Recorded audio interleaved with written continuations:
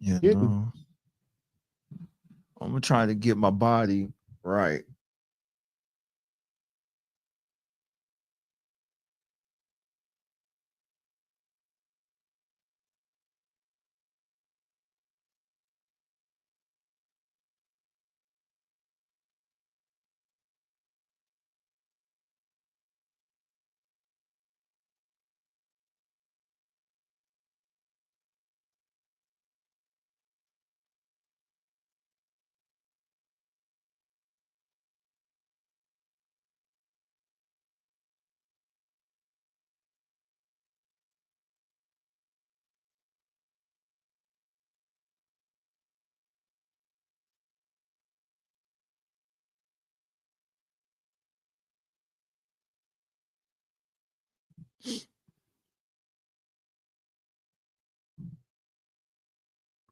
That's it. Just subconsciously start working on your eating, huh?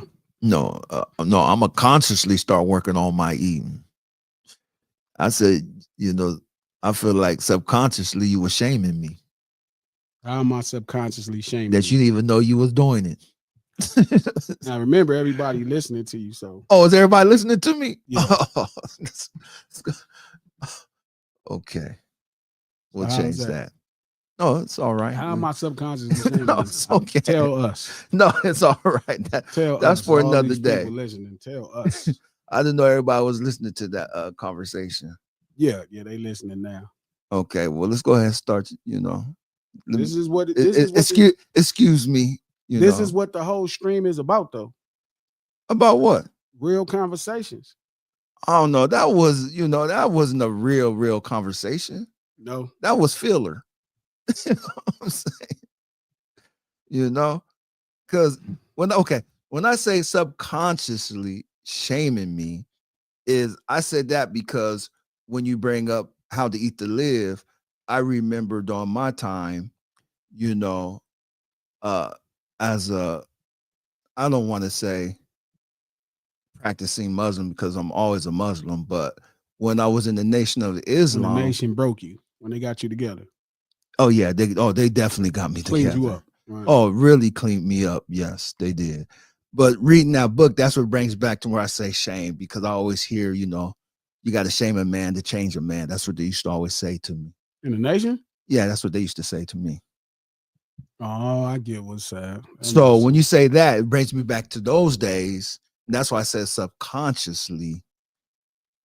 Oh, you doing just that. feeling shame. It's not something I'm doing. It's just something you feel because You the vehicle. It's coming through you. So that's Oh. why I said I'm changing my eating now. I'm gonna start trying to, you know, get my eating right and look at more carbohydrates and stuff like that. Because I look at how you work out and do what you do. The biggest thing, like I said, I just start looking at food like energy. Every now and then I'll like divulge in it and just for taste. Like when I went to that thing, I grabbed some barbecue. Because I went early. I went to my older brother's party. Shout out to my brother Pooh. Yesterday was his birthday. Happy birthday to my big brother. Happy birthday, Pooh. Happy birthday, Joey Westside. Today is Joey Westside birthday. Joey, happy birthday. So I went to his birthday party Saturday night and I got there early. So Woody's Barbecue is right across the street from Woody's Barbecue in Inglewood. And I was like, let me just go get some. I haven't had none. But I already knew at that time I had ate already. So I wasn't going to eat it that day. But I was like, I'll eat it tomorrow because I'm in the city. Let me grab it. So after I grab it, I get it the next day. And I'm like, okay, I'm going to eat this barbecue, right? But I'm going to eat it really early because I don't want to be sitting around with beef and chicken just on me too late. So instead of eating like at 3:00 in the afternoon, like I always do, I ate it at 12, maybe even 11:30.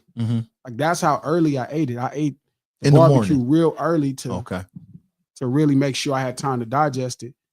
Man, when I tell you this morning before I went to work out, man, my stomach was hurting so bad. Man, that shit tore me up. And I don't think it was the food as much as it was spicy. Could it be you ate out of sync?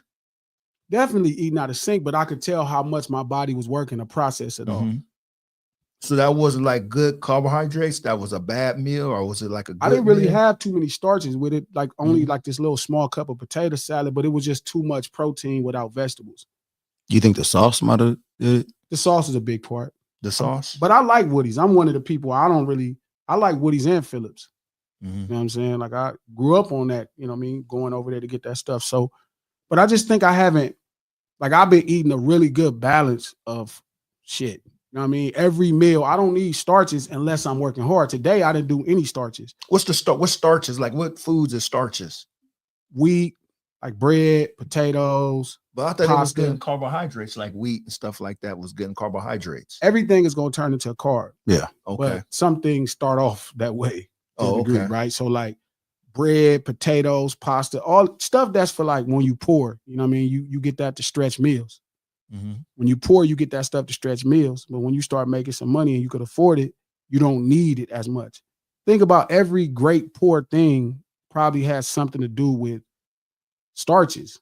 You know, tacos is the tortilla shells, burritos are tortilla shells. Pasta, you know, that's poor Northern Italian people, right? That's the pasta. It's all like that, even for us. Like, you know, we grew up in Black household, especially if you grew up like us from, you know, in poor households, right? It's a ton of starches with every meal. Mhm. You know, we'd put a rice with a potato and some bread and shit, you know. And then fast food is a bunch of starches, hamburgers with fries. Mhm. So, you know, that's a real serious surplus of energy. Like most of the time, we're not doing nothing to deal with that much energy. So then the energy just gets misplaced and hence you have what you call fat. So what's good carbohydrates to eat? I mean, Fruits. Yeah. That's fruits. Everything have carbs in it, I think. Coach is more. Yeah, everything has carbs in it. And to Glasses, to what Glasses just said, money has a lot to do with it too, because the better quality of starches you buy and the way you prepare them have a long goes a long way in how it digests and how it fuels your body.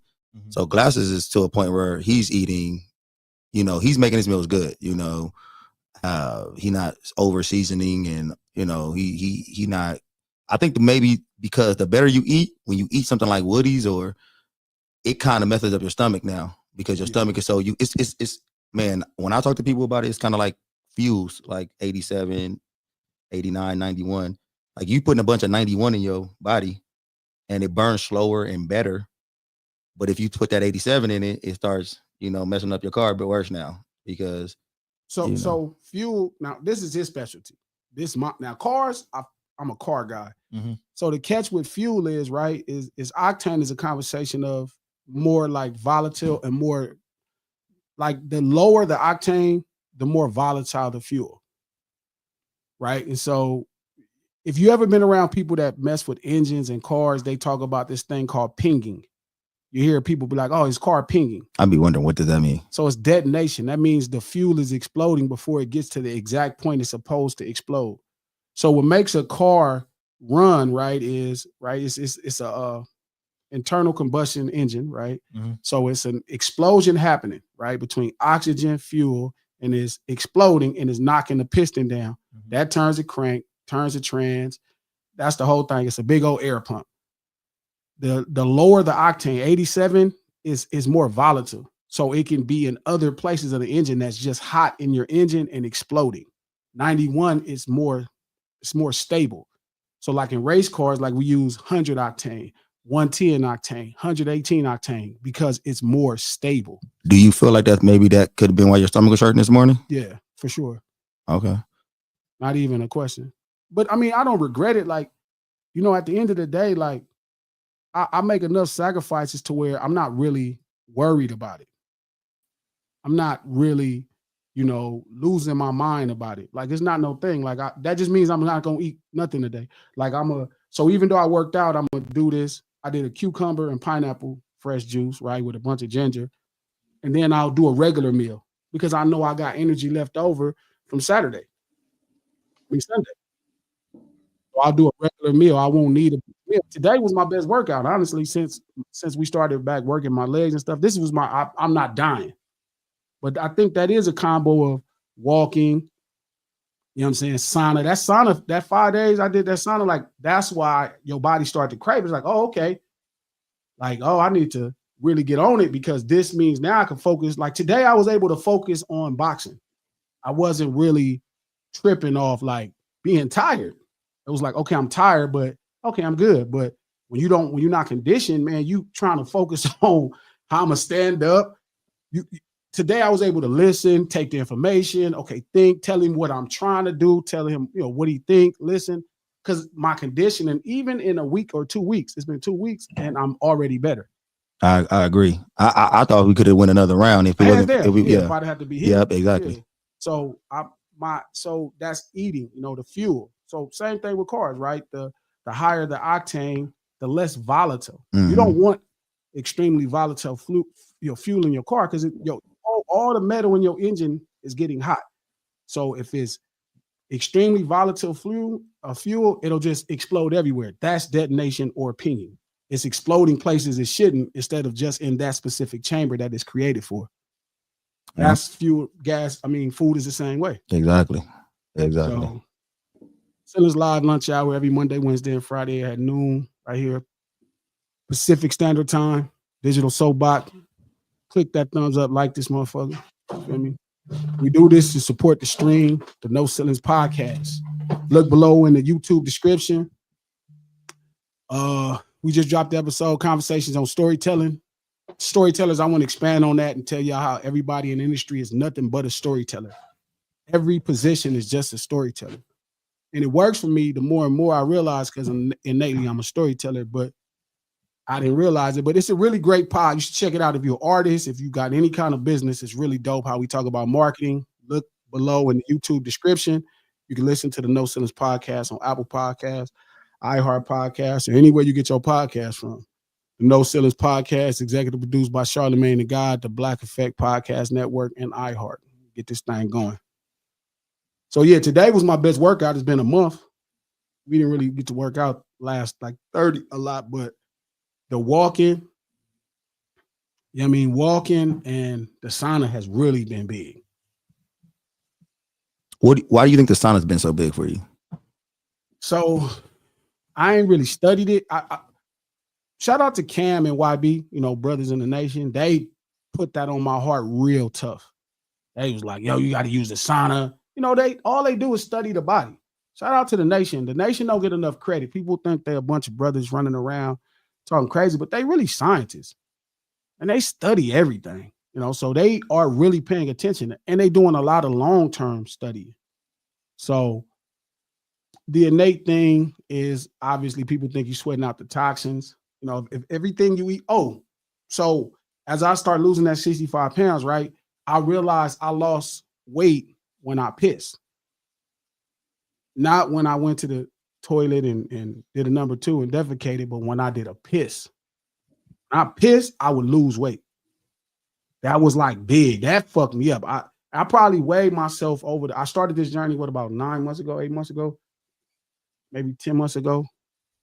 Just a little bit, but I probably weighed myself 300 times in that time. It started making more sense why boxers sweat it out instead of right. Okay. Or high blood pressure. Mm-hmm. Like all of this shit goes into your bloodstream and clogs it up. Everything is liquid, right? So then I started looking at congestion different.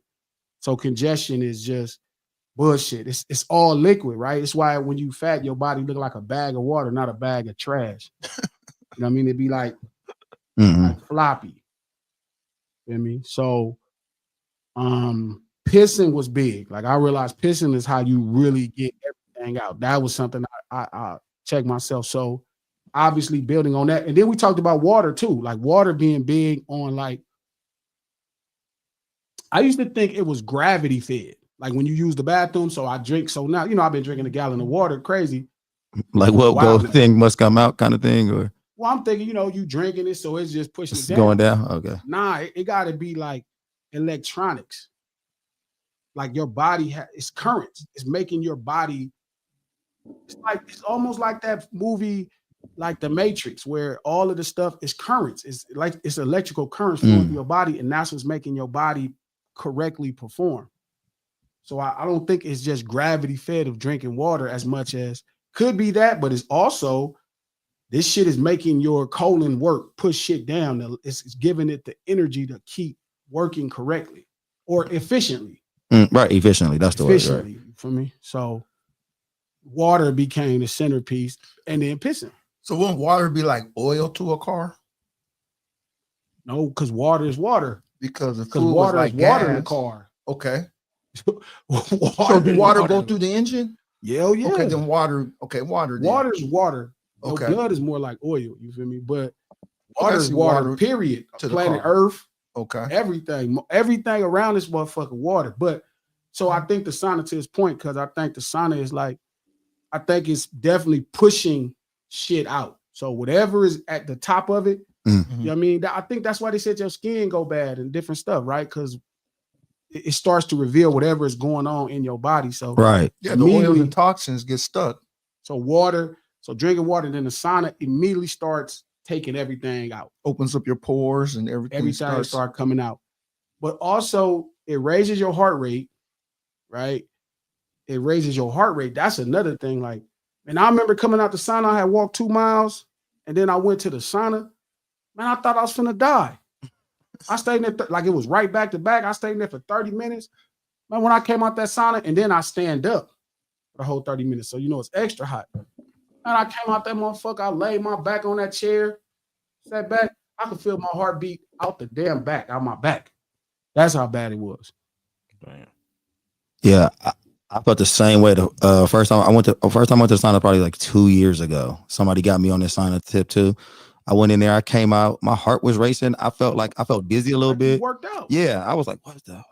Yeah, but you getting me back in the sauna too. I got to get back in the sauna myself. Me and King be going to that motherfucker. You going to sauna too, King? Hell yeah. How do you feel when you go in there? Oh man, it's a peaceful thing, and I work on my breathing. That's another thing. You know, fire. I work on my breathing because I want to get that heat into my lungs. You know, and burn what's in there too, and so I work on my breathing in there. Y'all have an area where y'all sitting? Do y'all try to get closer to the heat? Yeah, I think that's a sit up on top, or if I have to stand, I try to stand right by the heat. You got those door openers, opening the door every 2 seconds. Sometimes it's welcome. Yeah, that shit is crazy. It was a fucking asshole in this motherfucker pouring water on the stones. Making it hotter. Man, Love it. Man, I almost cussed this little man out, dog. Like, you know, this is gas and electricity. This ain't no motherfucking, you not in no old bathhouse in the fucking 1920s, nigga. You know, like how you pour water on the stone. No, I've seen this. Bro, dude. that is not what that is. They trying to make y'all hookah. Nigga, it's letting off a gas. Nigga, you finna kill yourself. Yeah, in there killing y'all. Yeah, It so be packed sometimes too. nah, that sauna give you a workout. It don't give you the workout like the muscle, you know, whatever working out does, the muscles, what it does is flexes the tendons and stuff. But every other part, the heart rate. It's like an internal workout. It's respiratory. Yeah. It's like a respiratory thing. And that's another know. thing. Everything associated with that. Breathing. Shout out to Name Brand. Yep, I only drink spring water. Like if you sick, you want to go to the sauna and breathe it in and it help you, you know, come over cold. I drank one of these every day. Right. Plus, right? It's spring water. That's what the nation swear by, the spring water. Shout out to Israel. What's happening, Playboy? He said, don't overexhaust yourself, G. I did it once and almost passed out. That was that day, my boy. Izzy, that was that day. Izzy, I came out that motherfucker, dog. Shout out to the lunch table, man. Everybody at the lunch table, forgive me. I know I've been on this cold rant. Cos, Fats, Lex, Diamond, what's up? Monet, what's happening? Squish, thank you for moderating. Rough Ends, Fats, what up, cuz? Brand, no, cuz, what up? DT, Tree, what's the deal? Ben, what's up, bro? Marcus, what's the deal? Mick, what's happening? We in this thing cooking, right? Gino, what up, fool? G, I gotta do your song this week. Ray, what up? So, man, Izzy, I got in that motherfucker, dog. I came out that shit. I had to sit down. I thought I was gonna pass. I was like, holy shit. And then the next day I went and did it again. I don't know why, but I was way better. So, but that's another thing, King. I wanted to make sure I caught that. Breathing. Another way you lose weight is breathing too. Exhaling. So like I've been practicing on breathing a lot more, walking, boxing, sauna. That's what I focus on, is just breathing. Good breaths and shit. So it's been fun, man. It's a challenge. You know what I'm saying? It's something to see. It's something to see. Health is, you know, something that I think we starting to lack respect of is our health. You know, we taking it for granted that we just walk around and do what we do. We don't really look at ourselves and longevity, I don't think. Shout out to V. I don't need no sign. I live in Arizona, 112. Fact. Sorry, Sana. Yeah, outside son. But no, yeah. So that was a trick, like that, and that's all. And that's all I've really been doing. So yeah, that's the trick with food. Food is the fuel. So it's like today, because I still got extra fuel from that barbecue. I don't need to eat a bunch of stuff. I'll probably do something simple like a regular dinner, like a 3, go whip up something cool. You know what I mean? But this juice is all I really needed, you know what I mean? And this is the cucumber and pineapple just do a good thing for you. Do you still get hunger pains now, or do you No. started getting those calmed down where you don't experience those no more? So he if put that I good eat fuel in his body. outside, if I try to eat 400 calories or something outside, I'm finna be starving by the end of the night. That's that 87. Okay. That 87 That gonna burn 87 fast. ain't right. Gonna That burn shit like fast. 85. That shit gonna He burn. putting that what He you said, that 85. 100. He putting that 100 in his burning slow. Yeah. Real food at home is like 112 octane or 122 octane, like NOS gas. I think NOS gas, they call it nitrous oxide gas. It's like 122 octane. Man, that's at home food. Man, I could make myself 2 thighs of chicken, some vegetables, and eat a fucking apple, and I probably can go 72 hours without eating. But if you really think about it, that's what we used to do. Exactly. Back in the day. That's what they say. They swear by it. Yeah. So it's like, feel me? Like that shit crazy. I eat a fucking double from Wendy's, all that shit. Man, that shit like 85. You knew that double was coming. It's going, just swallowing it. It's just coming. exploding everywhere. That shit, you don't get nothing. Man, I eat that shit at 3 because I eat dinner at 3. I eat that shit at 3. At 8, 9 o'clock, I'm starving. I'm finna go destroy all the chips. So then I'm going to compound the dumb shit by eating some more bullshit. All the chips, feel me, everything. Because now I'm just trying to cure the hunger whatever. pain. So I think something in the food, whatever, maybe it's industrial food or how they buying it, I think it lacks in carbs or in minerals and vitamins. Something is missing in there. Because that's all hunger got to be, right? Your body is calling for minerals and vitamins to power itself.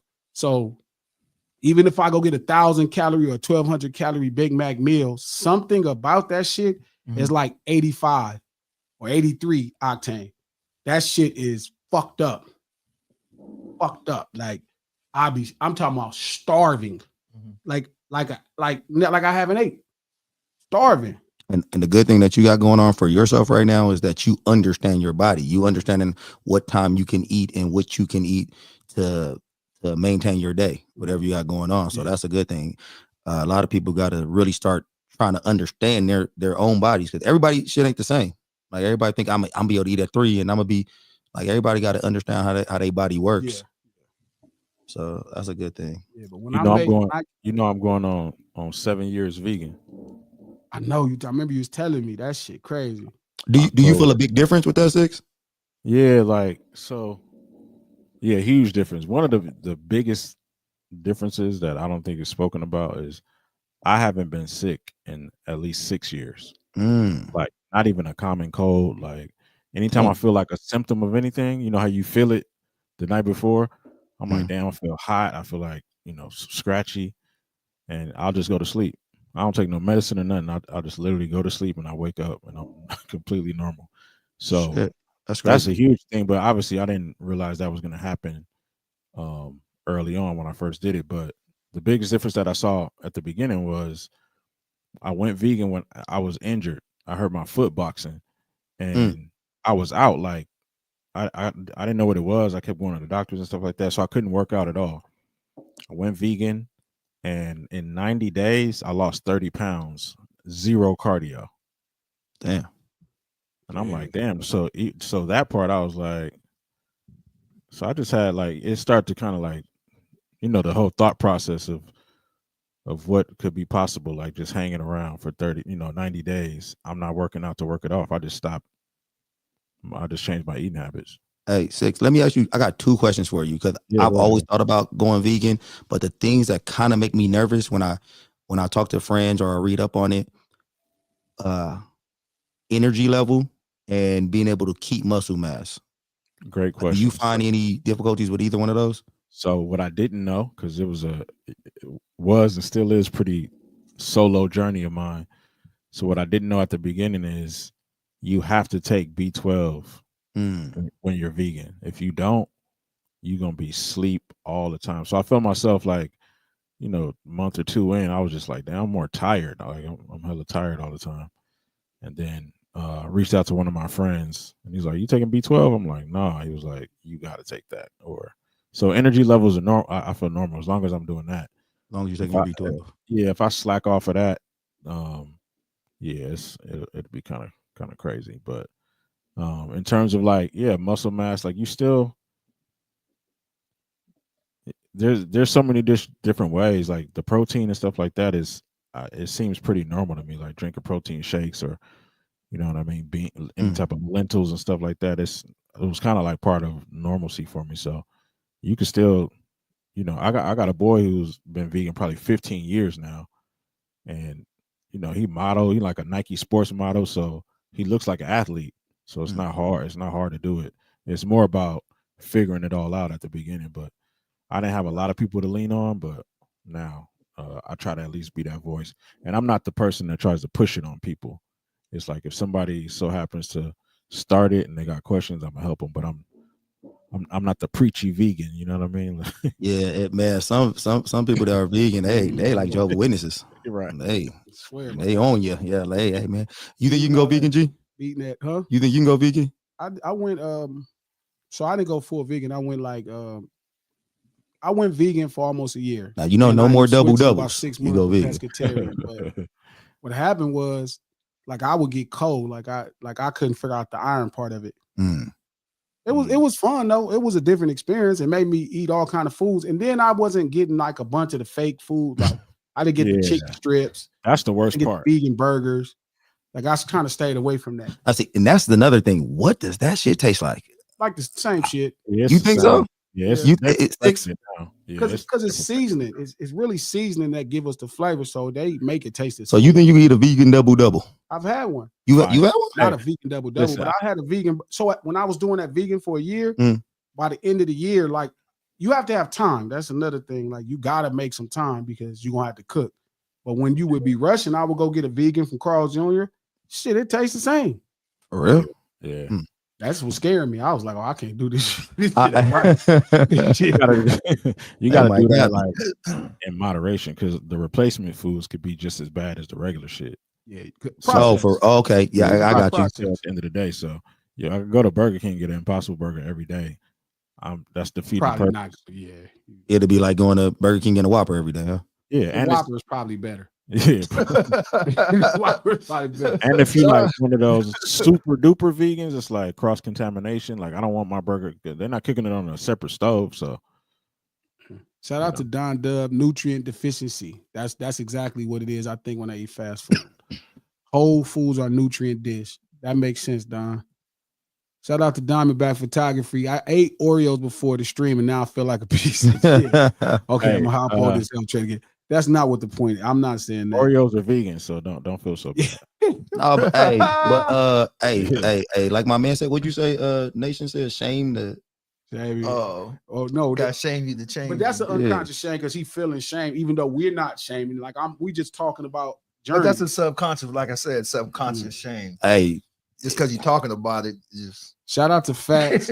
It's barely real protein and carbs. It's 98% binders. That would make sense. We got to get back to shame. Shout out, I agree. I think that Shout works. out to Lex. Y'all talking diet, super important, but what about activities? How you improving in that area? That just come with the territory. Like we do a bunch of activities, but the diet is 80% of everything. Yeah, people think that working out is the main thing that you should be doing. Number one is diet. Yeah, man. Diet and mental. I want to ask you a question, Coach, about that. What we're talking about. How you feel about tension and resistance instead of just regular workout? I actually think, you know what? As you get older, I think that becomes better on the joints. Tension yeah, exactly. That's what I'm starting to do now. Instead of just trying to go free weights and all that, I'm trying to get the tension resistance. It's a lot better on your joints when you start getting older. So I would like older clients. I kind of have them doing more resistance bands and things of that nature than just going straight hardcore weightlifting. But you know, a lot of males, they want to lift weights. You know, so when you bring the resistance band, they like, what is that? No, I'm putting that resistance band now. Yeah, they think I'm trying to like Shout out to Black October. It's all processed and doesn't have any fiber in it, so it doesn't fuel your system. That would make sense. Shout out to Lex. That's scary, losing 30 pounds without the use of cardio. Shit, Lex, I lost 50 pounds without the use of it. You really, okay, Lex, don't look at it that way, right? Look at it like energy, right? Like calories are a metric for energy, right? That's the trick, right? So what's fat is just misplaced stored energy. Right. So when you lose weight, you're supposed to lose weight. You don't really need to work out to use the energy. Like you get up every day and live life and use energy. Right. So you're supposed to start making your body find the energy that's stored or misplaced. That's what losing weight is, right? What they call it, like a calorie deficit or something. Yeah. That's all it is. Instead of caloric deficit. Yeah, giving yourself more energy, right? You take in less energy, so your body needs to use the energy stored to operate in its daily function. Does that make sense? Yeah. And for me, it was not scary, but it was eye-opening to lose the 30 pounds when I wasn't working out, because that just told me, like, I'm storing food at this point. Like, I just changed literally one thing for 90 days, and it kept me on track after that. Yeah. That's for me. That's how it is. And like I eat one time a day. Yeah. I eat one time a day. I just eat a protein, a vegetable, and a fruit. That's the whole meal. What's your portion looking like? Is it like I really try to take in less than 450 calories. And I kind of have a mental mind of exactly everything that I'm eating. Like I've been doing it long enough now to have a good idea. So it's simple. But something that's really important about it, and I'm gonna ask you and Six about this. Do you feel like when you change your diets, you got more clarity mentally? Like like you're sharper. 1000%. I was gonna bring that up when y'all was done with that point. The mental clarity is another level. Ridiculous. Yeah. Every Friday I usually go 48 hours without eating. Like that's how I got to the point. Like I used to go 48 hours, and then Cam started kind of challenging me. Then once a month for like 3 months straight, I was going once a month. I would go 72 hours without eating. Like if it was like if I needed to do something, if I didn't have the energy, I would just get a juice, like a fresh juice, like fresh some shit. Put together some spinach, kale, pineapple, some shit, just all juice.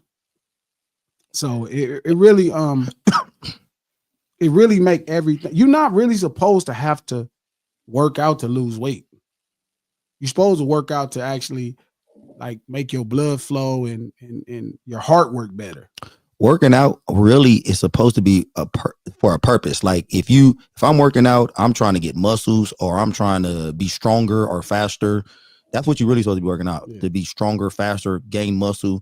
But to lose weight, if you just ate properly, you'll lose. You will lose, and just go through your everyday. I mean, some people just ain't doing shit, but but if you just go through your everyday and eat properly, you'll maintain a decent weight. The weight your body's supposed to be at.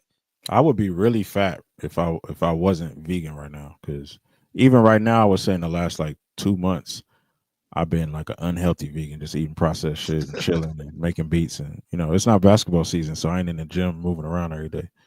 But if I wasn't like somewhat, where I am, but yeah, I'd probably be like hella big for my height. It wouldn't be cool at all.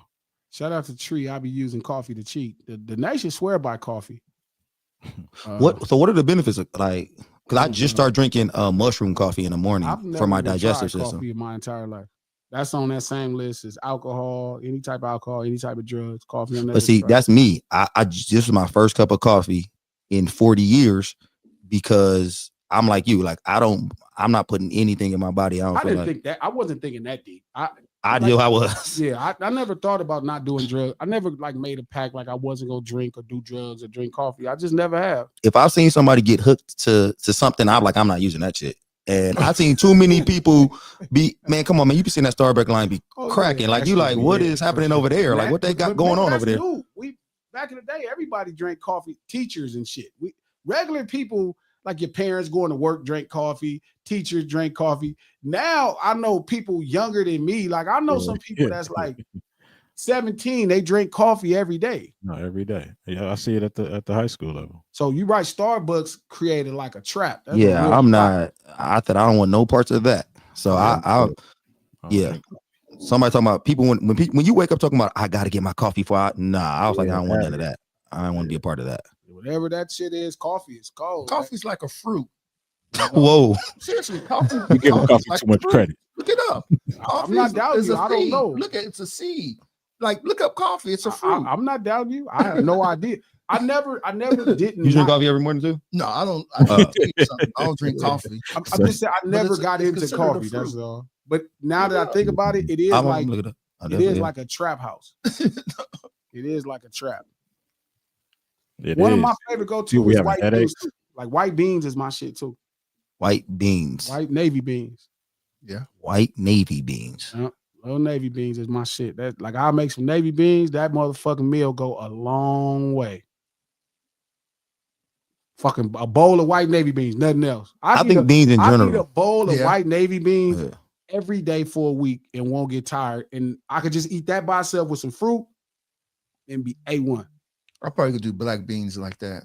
Yeah, I like black beans. Yeah, I probably do black beans like that Straight white navy beans. It's fire. every I never day. had that before. So I wanted to talk about something. We didn't talk about this shit this whole time, which is cool because that's the whole point of doing this is the information. But I was talking to Joey today, right? Shout out to Westside. Happy birthday again to my nigga Westside, man. I gotta go get him some or send him some money or something to get some gas or something or some lunch or something. Some 91. Nigga grown and shit. Yeah, send him $100. Happy birthday, nigga. Send that nigga 100 real quick.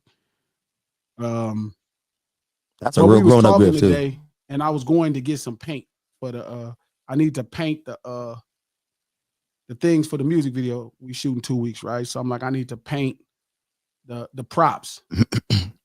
And I was at the paint shop and I was ordering some paint, and I was just thinking about how stressed.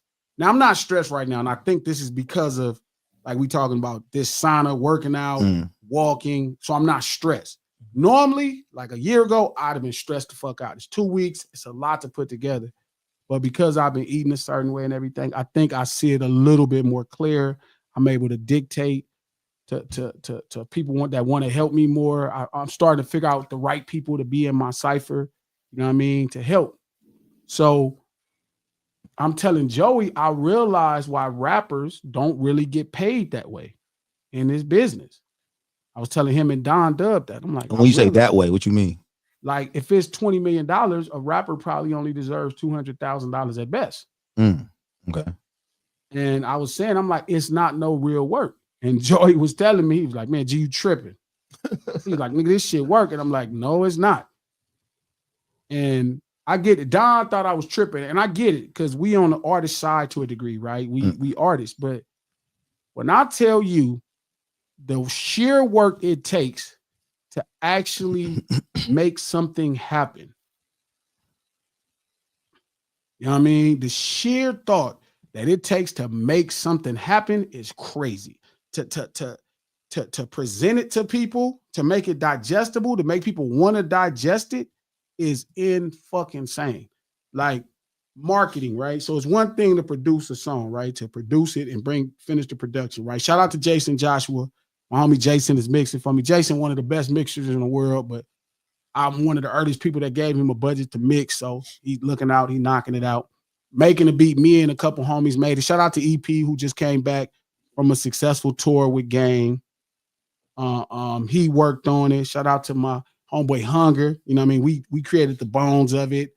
Shout out to the different people that made it be a dope record. That's easy. That was like easy. Even the scratch, shout out to the homie that scratched on the sax and his homie Dazzy D, they scratched on it. I pretty much got it all the way together. We did it all together. That shit easy. This marketing shit is hard. Like, man, you got to think about so many different things. Every turn, like I got to go to the venue tomorrow, right, for the video, right? I got to go look at it. I got to count. All of this shit is crazy. But okay, let me ask you a question, G. Do you think it's easy?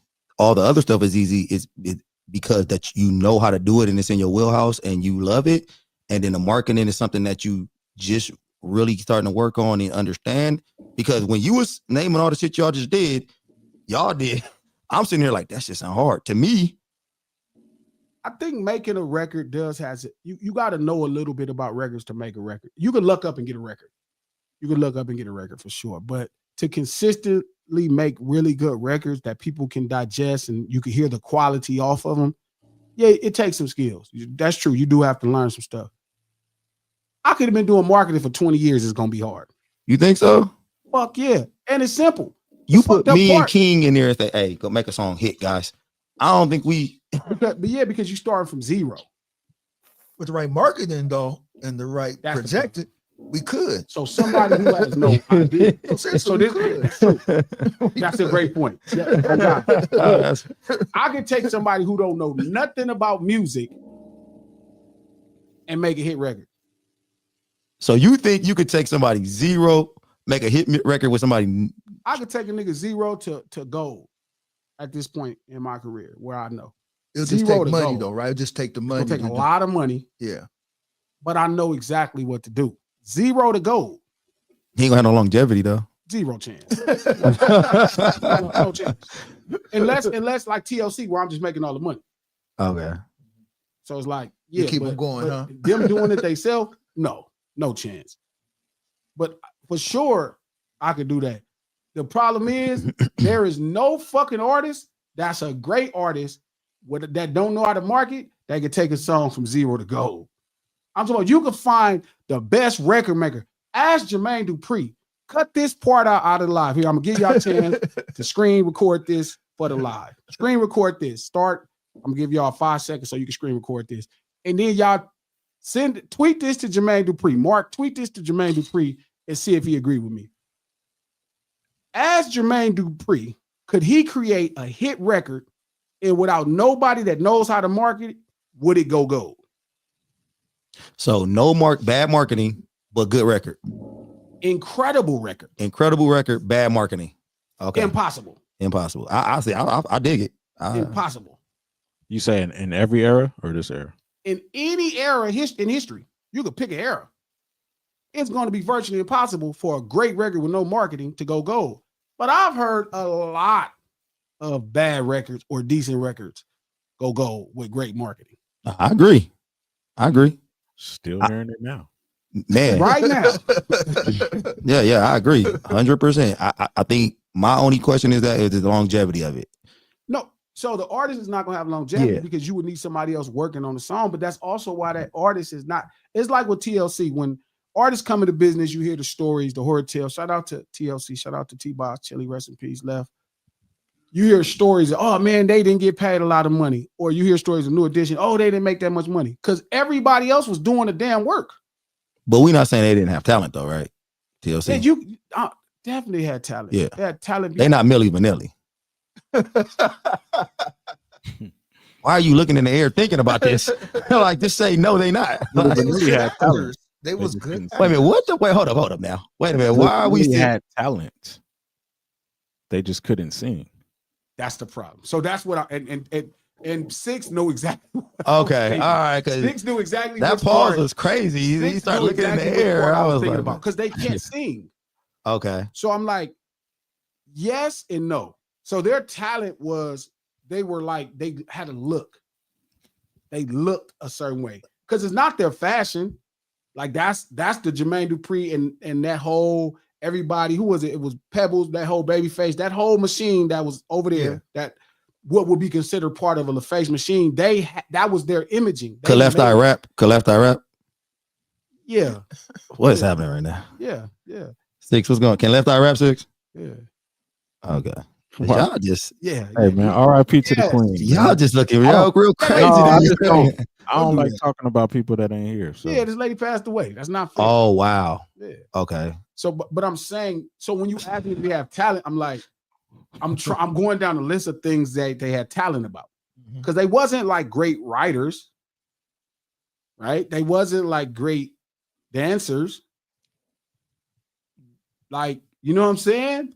Like, but wasn't they singing somebody else's songs? No, yes, so that's what they was lip syncing. They was lip syncing other people's music. No, they used their vocals, but then the producer, the person making the record, also was doing a number. Like that was a real team effort. You remember It's what not happened? like Luther Vandross again. Why he always bring it up? Hey, so Hold up, no, because I don't want Mac to cuss me out, and I don't I'm want, saying the and I next don't want topic gonna have to be: Have I ever T-Boz- disrespected Tiana- TLC? I don't want Miss Tiana to cuss me out. I just also don't want to lie to the And lunch table. six, you're gonna be a part of it. I'm here. I'll be here for that for sure. I just don't want to lie to the Making lunch it serious table. all I month. don't want to lie. So I'm trying to figure out how to phrase it. T-Balls don't sing better than Millie and Vanilli. No, Milli Vanilli couldn't sing at all. They were terrible. I never heard him sing. No, Listen, one, bro, it was terrible. reason They they was got- bad, the bro. reason Like they got caught up- T-Ball sound better than both of them. Her voice is just yeah, unique no, enough to be for sure. better than theirs. The reason they got caught up is because they were doing the live performance. You remember the story? They were doing a live performance and the music went out. So everybody was like, okay, cool. Like keep the show going. And they got caught on camera. Like y'all can look it up. And No, you I can saw hear- this shit. Yeah, I the seen actual him in an voice- interview one day. Just start and people made them start singing. They're like, No, all right, fuck it. TLC Yeah, is they had to not do a press Milli conference. Vanilli. And everything. Okay, thank you. All right. No, I'm not Not saying even they close. not nowhere near Million. I don't even know enough about like I didn't even like Milli Vanilli songs with the other people writing them. Okay, quick question. I wouldn't have thought they was talented. So, do you think TLC is are one of the greatest girl groups of all time? Sure. And do you think it's because talent and marketing, or just more talent and more marketing? More marketing. Like Sheesh. way more marketing. How you feel about their talent, coach? Because you seem to be right. I'm not about to get up in that at all. Like, I'm gonna let Glasses and Six do that part of that. No, because it's not fair. It's not fair. I'm gonna let Some y'all. type of way. Because Won't when say you it, think though. about it, when you think about it, like especially then, like artist development, Yeah. creating a look for them, all of that is part of the marketing. Aaliyah the same. No, Aaliyah was okay. She was cool. She used to get busy. Uh, She was a Leah- little bit more talented. She was more talented, rather. Okay. But that's a prime example. Look how large TLC's career was compared to Aaliyah. Aaliyah's career was popping, but TLC is like fucking huge. But that's also, like I tell you all the time, it's not about talent. Y'all, when y'all be looking at me crazy, I'm like, people don't know talent. They don't know a good record. I keep telling you that. They don't know what's good. All they know is this is the finished product. That's what they know. This is the finished product. So you don't think that after the product is finished, the fans don't tell you if it's good or not? No. So you think the marketing tells us if it's good? Boss. 78% of the time, yeah. Okay, so then why do people with no talent don't have no longevity? They do sometimes. Who? There's a lot of people that I'm saying name some. but talent is Key Sweat, that's it. talent is subjective, I right? don't think they sweat like that, Key man. Sweat had great songs. Yeah, And He had great songs. And but- he was, so I'm gonna like tell you his that. talent. So his talent may have not been singing. He was he was a really good songwriter. Mhm. And people don't talk about that. I agree. And his ability to deliver over the songs. So what somebody talent is a lot different than somebody else being talented. And I think that has to go with TLC also, the way they delivered the music. They didn't deliver that music He the could only write. way. Okay, yeah, they wasn't right. That man. was his talent. I wouldn't be able to tell you quite what TLC talent is. I know that's fucked up. I'm just being honest. Stop this. Forgive me, Tiana. I He swear to led you God, that on my way. life. He I'm just saying because kept I don't getting know. at you. He just kept pushing that. No, shit. I don't know their talent. On I'm not talking shit. tomorrow's episode, have I ever? I know. Have I, Man. man? Have I ever disrespected TLC? And I've Yeah, it's never coming. disrespected TLC. You're No, doing it now. I'm not. They were talented. They just didn't write. You let coach do that to you. They was talented. They just didn't write their own songs. I just don't know A lot what of their people don't. talents was, is what I'm saying. They had That's they had just enough of everything. I agree. They had a little bit of everything, man. Oh, now you They had a little. agree. They could dance a little bit. They had that swag was theirs. You think that swag was marketed? I think TLC was probably the most. You just don't know what went into making that girl group. So you think that when they did their interviews and stuff, that their charisma didn't come out in those interviews, their own charisma? Not for a long time. I don't know, man. I kind of, when I saw TLC, and I'm a dude, when I saw TLC, I was confused when I saw TLC. I didn't get it. I was like, man, they sexy as fuck, but Oh, there you go. That was a talent. I like. God damn. Oh. All right, cool. What the Sexy heck, is a sir? talent. What was your butt? I'm just saying, but I also thought that they was dope. Like as far as how they was, how they danced on to their songs. Butt. But what? You said butt. I'm just saying that was it. I just thought they were, they were tight in a guy way though. Like I didn't look at them like women when they performed. I looked at them like some shit like a dude. Like I was like, okay, this is tight for a guy to be doing right now. I mean, I'm just being honest. Now that I know the business is yeah, I wouldn't have thought of them as talented. That's not what I'm not saying they don't have talent. I'm telling you, they're not what I would have thought of as talented. Like Whitney Houston was talented, but she was marketed well. You talk about like a singer talent. I'm like talking about that because a singer, some type of first talent is fucking singing. Okay. That should be your first. It's weird when your first talent as a singer is not singing. We're in the era now where, like we was talking about, oh boy, when Trap ass was talking about him. What's cuz name? Frank Ocean. Frank Ocean. I was mad I wasn't here for that because y'all disrespected Frank Ocean. Like his talent is writing. His talent is okay, reading. right. So he writes great songs. Not great. Talented Can you writer. see? Oh, why are we doing this? Not Can great you sing? songs. Frank Ocean makes great songs. He writes good songs. Pyramids is a great song. No. Never Too Much is a great song. Yeah. So Sick is a great song. Here come Luther. You gotta go because if I start going after Marvin Gaye, it's gonna get to another level. So I'm saying I'm giving you some entry points. Like Nobody by Keith Sweat is a great song. Pyramids is not that good of a song. Like Pyramids is good for today. Like today's R&B, Frank Ocean is like Marvin Gaye. But in the pantheon of the history of R&B, he would have not been able to be in no era with no singers. I could see that. His talent is writing, but he's also not an incredible writer. Dream is an incredible writer. Dream, okay. So would Frank Ocean be the dream of today? Hell no. Dream is a 6. See, 6. Talk to this motherfucker. Talk to him today. Wait a minute. So Frank, okay. I think my problem with Frank Ocean is the quantity of music. Like he needs to put out more music. But I think if you put out more music, you'll be able to see more of his talent, and you'll be able to see that he probably is more Keith Sweat than Dream. He's not even close to Keith Sweat. You talking about what? His pen? I agree he's not. I agree he's not close to Keith Sweat. And that's my problem right now because of the quantity. Was not Keith Sweat didn't have a bunch. I'm talking about his first album ain't as good as Keith Sweat's first album. True. That shit crazy. It's Keith Sweat. He don't Frank Ocean, and that's a prime example of really great marketing would probably B- songwriting, D+ singing.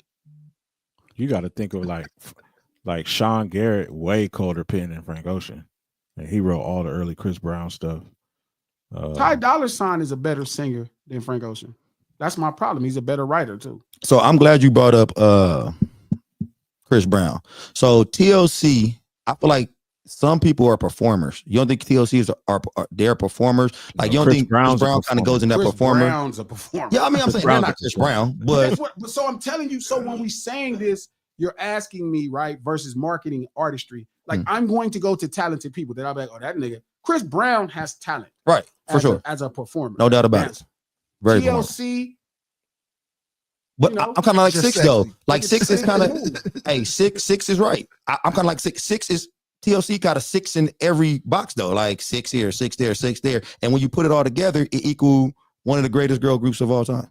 Okay, except for 10, marketing 10 though. Ooh. Marketing 10, and then everything else 6 for TLC. Everything else 4. 4 is crazy. Why are you going on your way to do that? I'm not going. Why did you give me 6? Why you just say all right, 6 cool? We just move it on. No. Why you got to say 4? Because one, they're not songwriters. As dancers, they're probably a 4. As singers, they're probably a 4. I'm just being honest. So as sexy, they're a 9. They were beautiful women. I'm gonna go 10. Yeah, I'm with that too. That's I'm gonna go 10. I'm gonna go 10. Shout out to No Cuz. TLC made hit records. No, they didn't. They didn't make hit records. Somebody else made them records. No Cuz. All the way too. So like, shout out to Trap, who's supposed to be in the damn chat, but he talking about he in the comments talking about glasses, deals, and nostalgia. Dream is not nostalgic. Dream is a great R&B writer, but that's an A+ pen with a D- voice, a D+ voice. Dream is probably Dream might even be an F voice. Dream might be the worst singer. D+, man. F.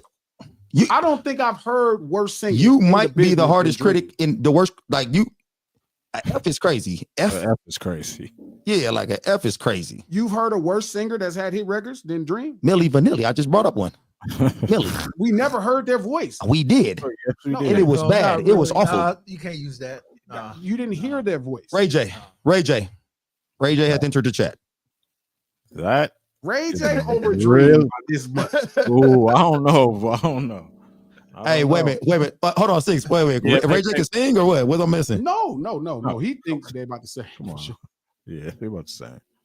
Nah, I think Ray J's a little better. Just a little. You take Ray J over Dream? Yeah, just a little bit. Damn, that's rough. Neither one of them messing with T-Pain though.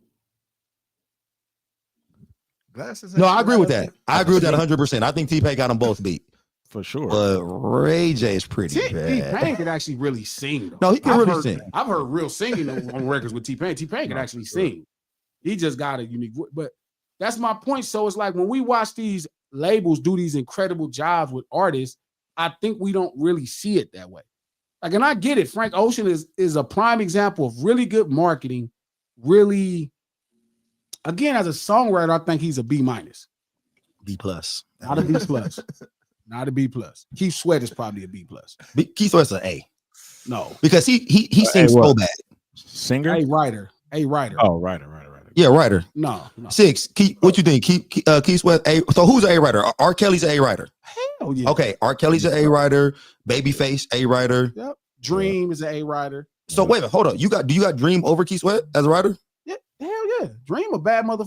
One thing, you can't play with that crazy sounding motherfucker. That pen for real. That pen is for real. That nigga pen for real. I just said that, Lex. I think Keith Sweat is a D+ singer. Yeah, D+. I give him a D+. Maybe C- pushing it, but D+.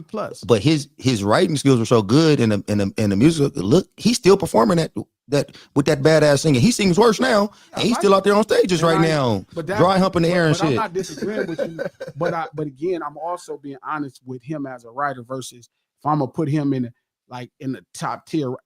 Neo is an A+ writer. I agree with that. Like, them is all A's. I agree. Everybody, them Babyface is an A.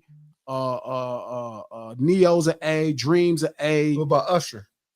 Usher don't really write. Yeah, Usher don't write like that. Yeah. Nah. JD and what's homie? Brian Michael Cox is an A. This is A writers. I'm saying I'm saying Frank Ocean is not that tier. But if you're calling them A writers, you gotta throw Keith Sweat up in there. Nah. You gotta throw Keith Sweat up in there. Nah. Keith Sweat made it. He has hit records that are going to be all-time great R&B songs. Like if you looked up the top 100 R&B, Keith Sweat got some songs in there. I'm not going and he's terrible as a singer. I'm not going to disagree with you. I just would like to believe an A+ writer could also write hit records for other people. Sean Garrett is a really good writer too. Yeah, Sean Garrett is dope. Okay, who has Keith Sweat wrote songs for? I don't know enough of his writing catalog. That's a good question. Wait a minute, who wrote Just Got Paid? I know that was originally supposed to be a Keith Sweat song. Was it? Sound like it could be. I wonder who wrote Just Got Paid. I wonder if Keith Sweat wrote that. But anyway, the point I'm saying is I wonder if Teddy wrote that. I was about to say Teddy Riley might have wrote that song. Teddy wrote that? I don't know for sure, but that really sounds like a Teddy Riley. So Keith Sweat wrote for he wrote for Silk, Drew Hill. What's his biggest record for somebody else? See, that's what I make. He co-wrote you write a hit for yourself and write a hit for somebody else. He co-wrote "Freak Me" for Silk. Oh, that's a great song. Oh wow. Yeah, That's a great song. Stop playing. Yeah, man, stop playing with Keith, man. That's a great song. Yeah, you're right. Okay, I'm not mad but at but the other, it says he also co-wrote "Freak Me" for Silk and "Extra Extra" for Immature. Like they got those as his biggest records. That's not bad. Yeah, that get him right there. He even if he A-, that's fine because I had him as a B+. Whatever. It's 88% or 91% either way. It's all good. But I'm saying Frank Ocean ain't nowhere near there. Yeah, that's Teddy Riley for Just Got Paid. You produced that. Who wrote it? Teddy Riley produced it. Did he write it too? Said Johnny Kemp and Gene Griffin. He produced it. Oh, Gene was like one of them executives who took credit for shit. Gene ain't wrote shit. So I said Johnny Kemp. We just get right at Gene. Gene ain't did shit. Gene just get too much fucking credit for Teddy work. Songwriting stuff. Yeah. See, Gene was one of them cold execs that hit you with that money, be like, we wrote this. Yeah, Johnny Kemp, he a writer. Oh, New York. Shout out to Gene. New York gangsters, they was the coldest industry gangsters in the world. Like people talk about Suge, but like the New York industry gangsters are the best stories. They could make a fucking TV show about the motherfuckers. Gene was the real Big Red. Gene was the real deal, dog. So he was the songwriter on Just Got Paid. Gene got credit on Bobby Brown's second album. He ain't wrote nothing. Gene ain't wrote shit. Big Red. Hey, Bobby so Brown. Bob, hey man, Big Red was food. But Bobby Brown's another one. So is he a performer or Bobby was a performer.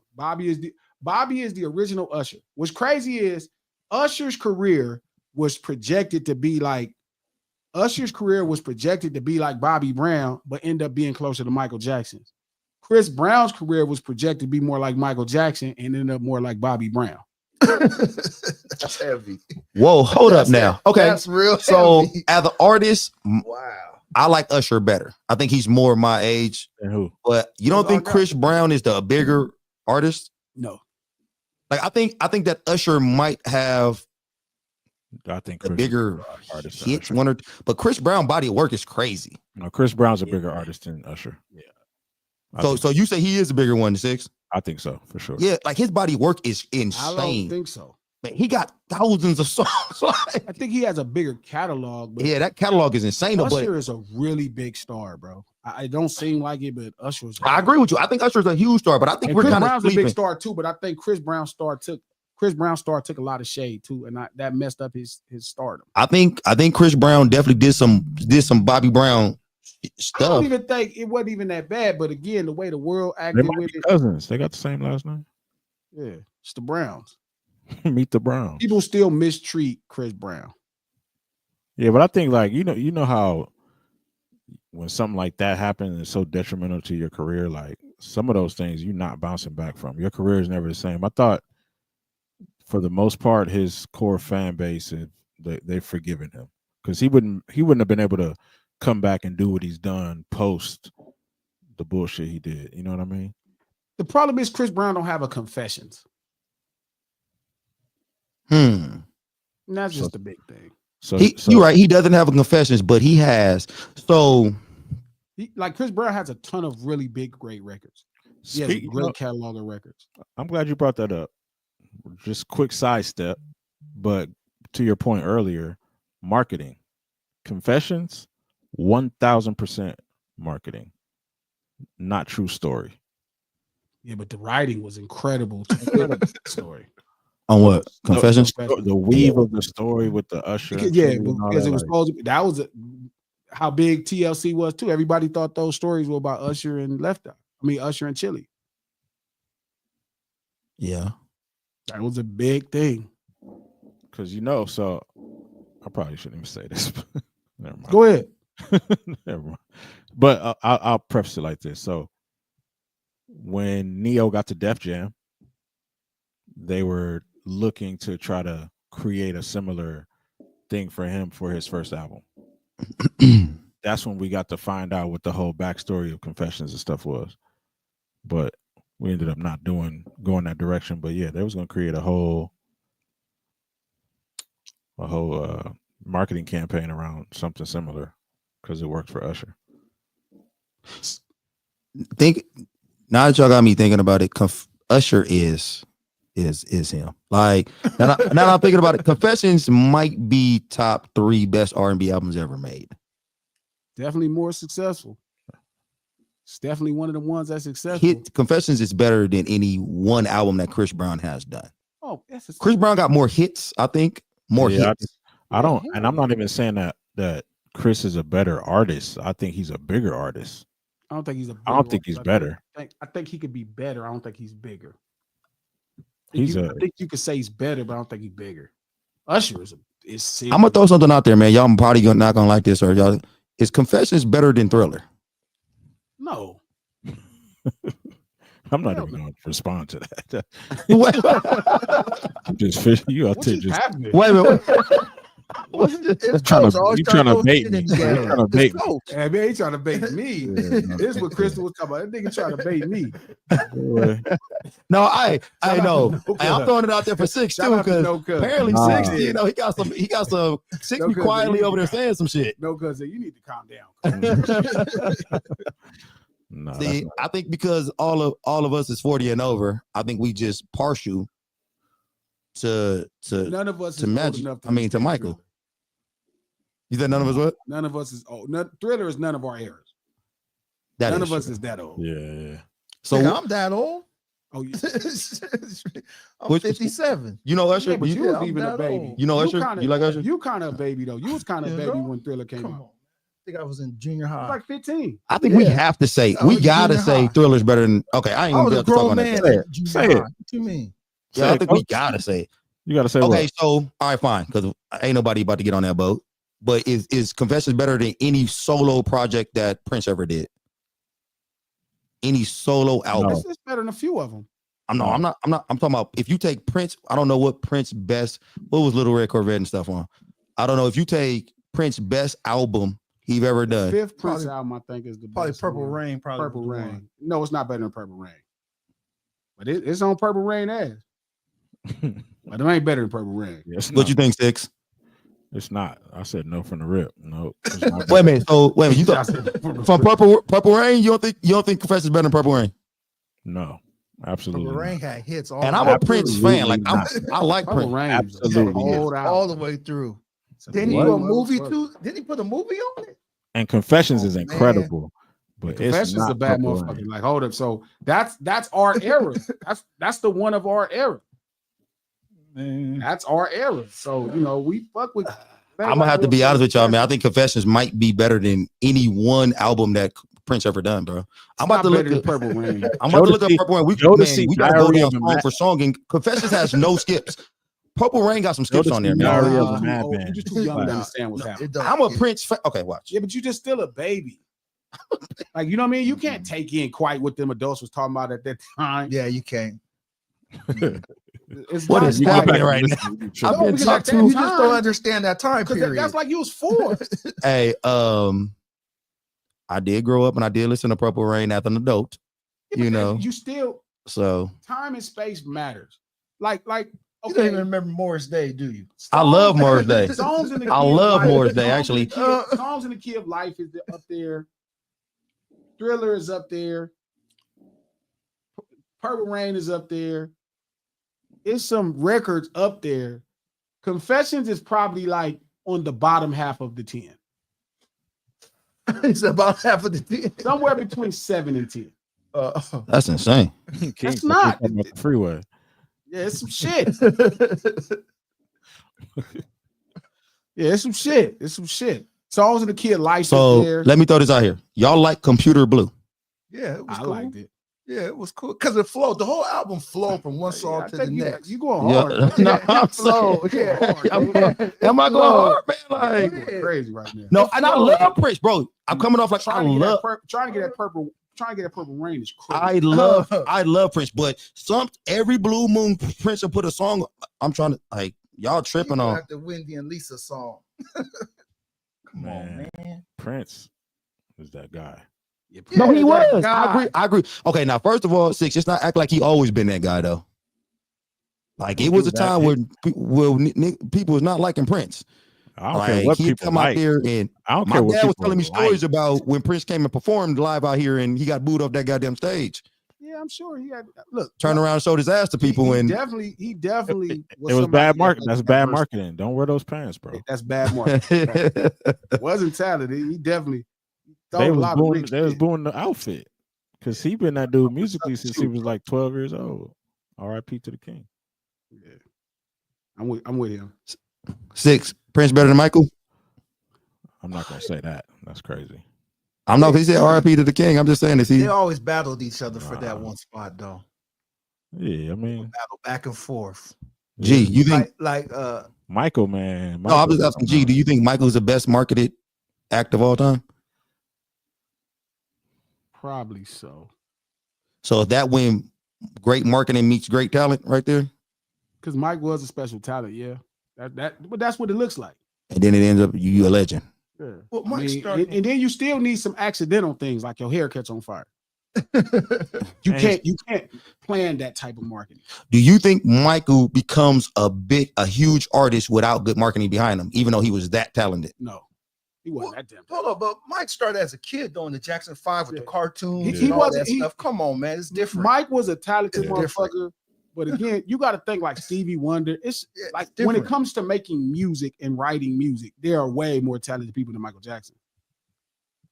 Writing music and forgive me, writing music. Let me not play with him like that either.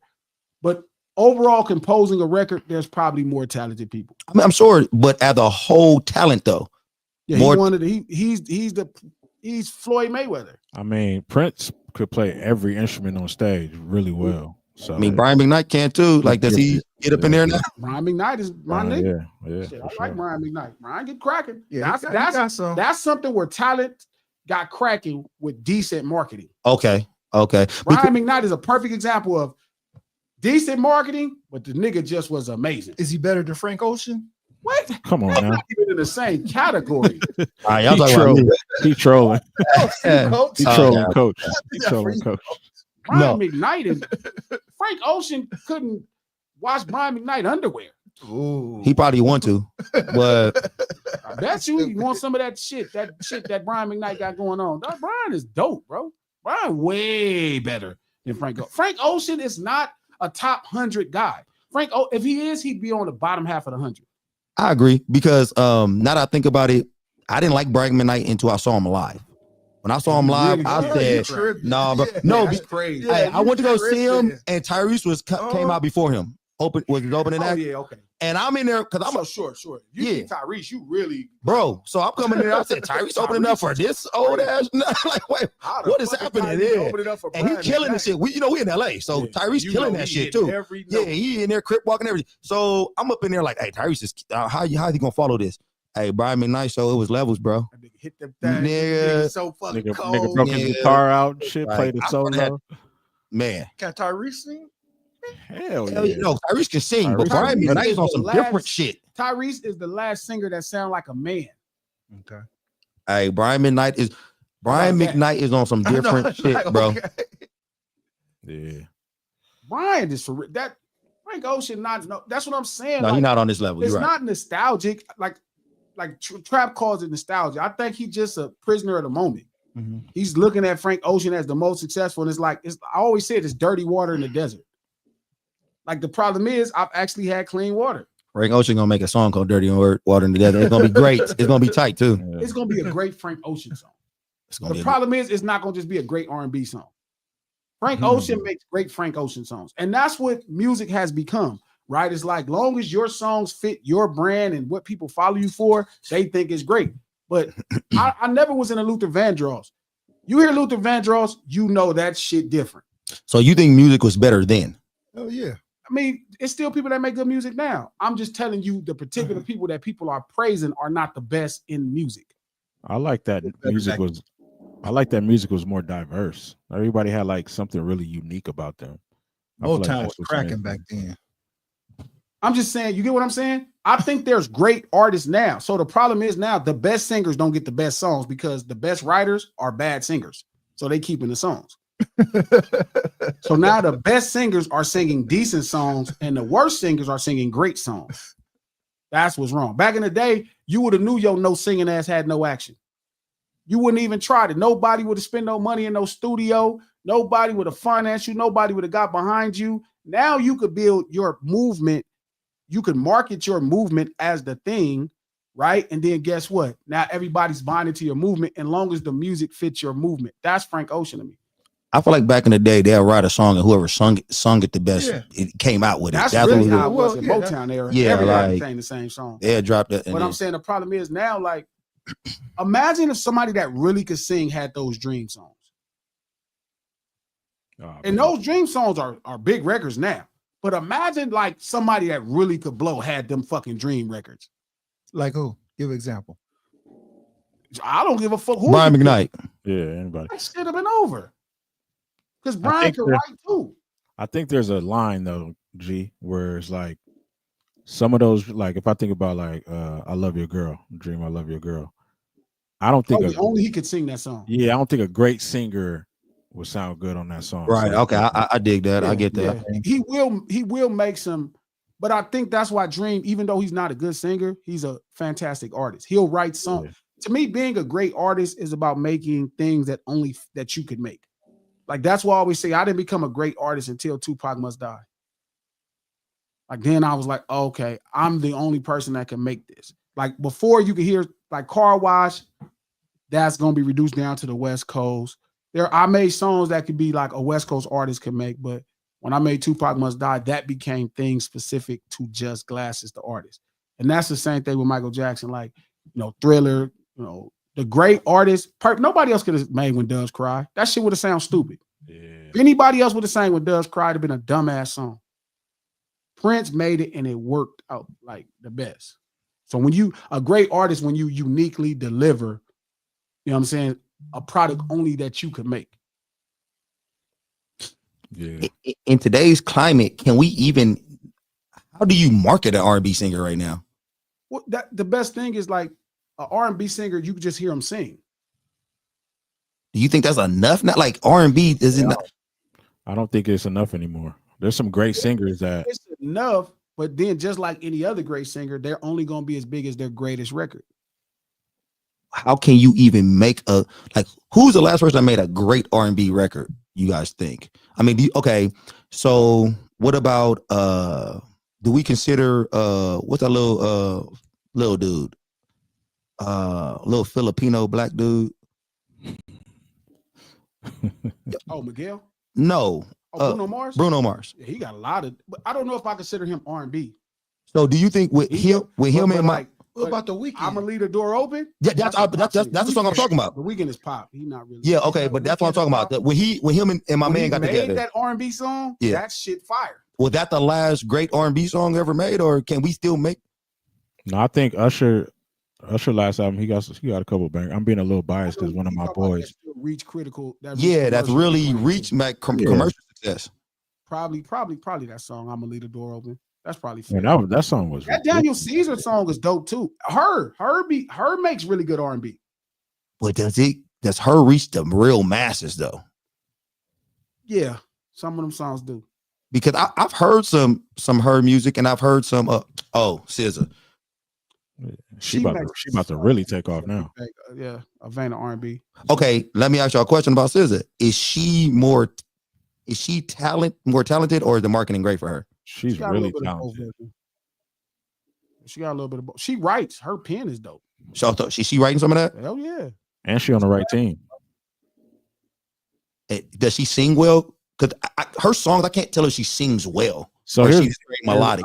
I'll say this. I don't know. I've never seen her perform live outside of the Super Bowl, right? Mhm. But when I heard the Super Bowl performance, I was like, she sounds literally perfect. Mm. So much so that I was like, what's going on? yeah, I watched it hella times because I'm like, is she lip singing? Like, she As a sound singer- almost. As a singer for me right now, she's probably like just what I know. Now I haven't really tried to back in the day, singers you could find the moments when they sang. Her, you know what I mean? Like you don't get those. But like probably like just from what I heard, probably like a B-, maybe a C+ singer. If that was Okay. really her at the That'd be- Super she'd be Bowl A+. singing live, she A for sure. She A+. If that was her at the Super Bowl straight up, she's an A. Okay. But you don't know for sure if that was her. Yeah. It was just so perfect. What is okay? So how are they even marketing SZA? Like, I'm trying to understand what is her brand. I call Top and asking. What would they had in mind when they was marketing her. Because you know what, I would say this about Top Dog and what they got going on over there. If it, I mean, you correct me if I'm wrong. Do they market? They seem like they market more organically than like just trying to put somebody in your face 24/7. It's like it comes across more organic. Like I never looked at SZA or even Doechii or any of these artists and was like, oh man, they sensationalizing them or anything like that. It just seemed like it's kind of like happens organically, and you kind of like, oh damn, I like her out of the blue. Like how they marketing is just it's like they marketing different over there. So with TDE, everything is unique. Every pathway is different. They didn't market Kendrick the same way they market J-Rock. They didn't market Q the same way they market Dot. They didn't market Soul the same way they market Q. They didn't market SZA the way they market Soul. They market it based off the product. They cook with what's on the table. That's how Top always been. I can see that. So it's like everything is per the person. You figure out what's working for that person and you push it in that direction. Anybody market, I never felt like, like, oh god damn, the more of that or because they still develop acts, they develop where you strong at. That's always been their whole thing, though. That's always been Top. He develops you. He develops where you're strong at. So it's like that's how it's not. He's not a major record company where they kind of putting you through a pipeline. It ain't a major record company's fault. They don't even have enough unique abilities to focus on making a marketing plan for every artist. That's what Top TDE does well, and that's what boutique black companies supposed to do. Uniquely figure out what makes you special, and then put the interest in there. Like Doechii, they found something, and now they're starting to really put a magnifying glass on that thing, and that thing is what we all staring at, and they keep making that thing more successfully critically. And then, like, she's already had a record. I mean, that's where the boutique records do really well. That's what a boutique hip hop company is supposed to do. okay. Like what I have to do is a little bit different than what the Giants have to do. Right. It's close, but it's different. Just like what Rock had to do is a little bit different than what Q or Dot had to do, but it's kind of close. Got you. So at the end of the day, it's like that's what I'm saying. So like when I'm watching marketing, like, you know what I'm saying? Like the fans don't know what's good. The fans don't know what's good. They know what fits what they staring at. Like they could tell you what's good art, or they could tell you what they feel, but they don't know music enough to know like what's good music. It's like a chef. We talking to a chef about eating food, and he knows everything about food, and you know the bare minimum or nutrition. And you trying to tell him what's good, but you speaking from this skewed view. So I don't know, man. Okay, so you already know I kind of disagree with that. I kind of think the fans do know what's good. I think sometimes it takes them a while to understand what's good and bad. No, they don't. And the reason why I say that is because when bad artists don't really have long careers. Yeah. No. Like name me a bad artist that's had a really. But hold on, hey, Six, you sound like you got somebody. No, because I'm laughing at you because you constantly try to bait people into like naming bad artists publicly. Why? So do you know an artist with a bad artist that had a long career? I'm just asking. Hell yeah, I do. Like but who? I'm not gonna say it. I know quite a few that have. So okay, is Keith Sweat a bad artist that had a long career? But you saying he's not a. You saying he's talented? You try to repackage the question. Keith Sweat is talented. He's a talented writer. That's his cornerstone. Yeah.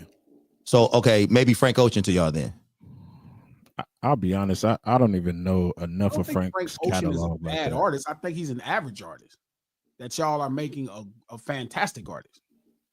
Yeah. I think Frank Ocean is an average artist. When you combine his singing ability with his writing ability, you get a C+ artist.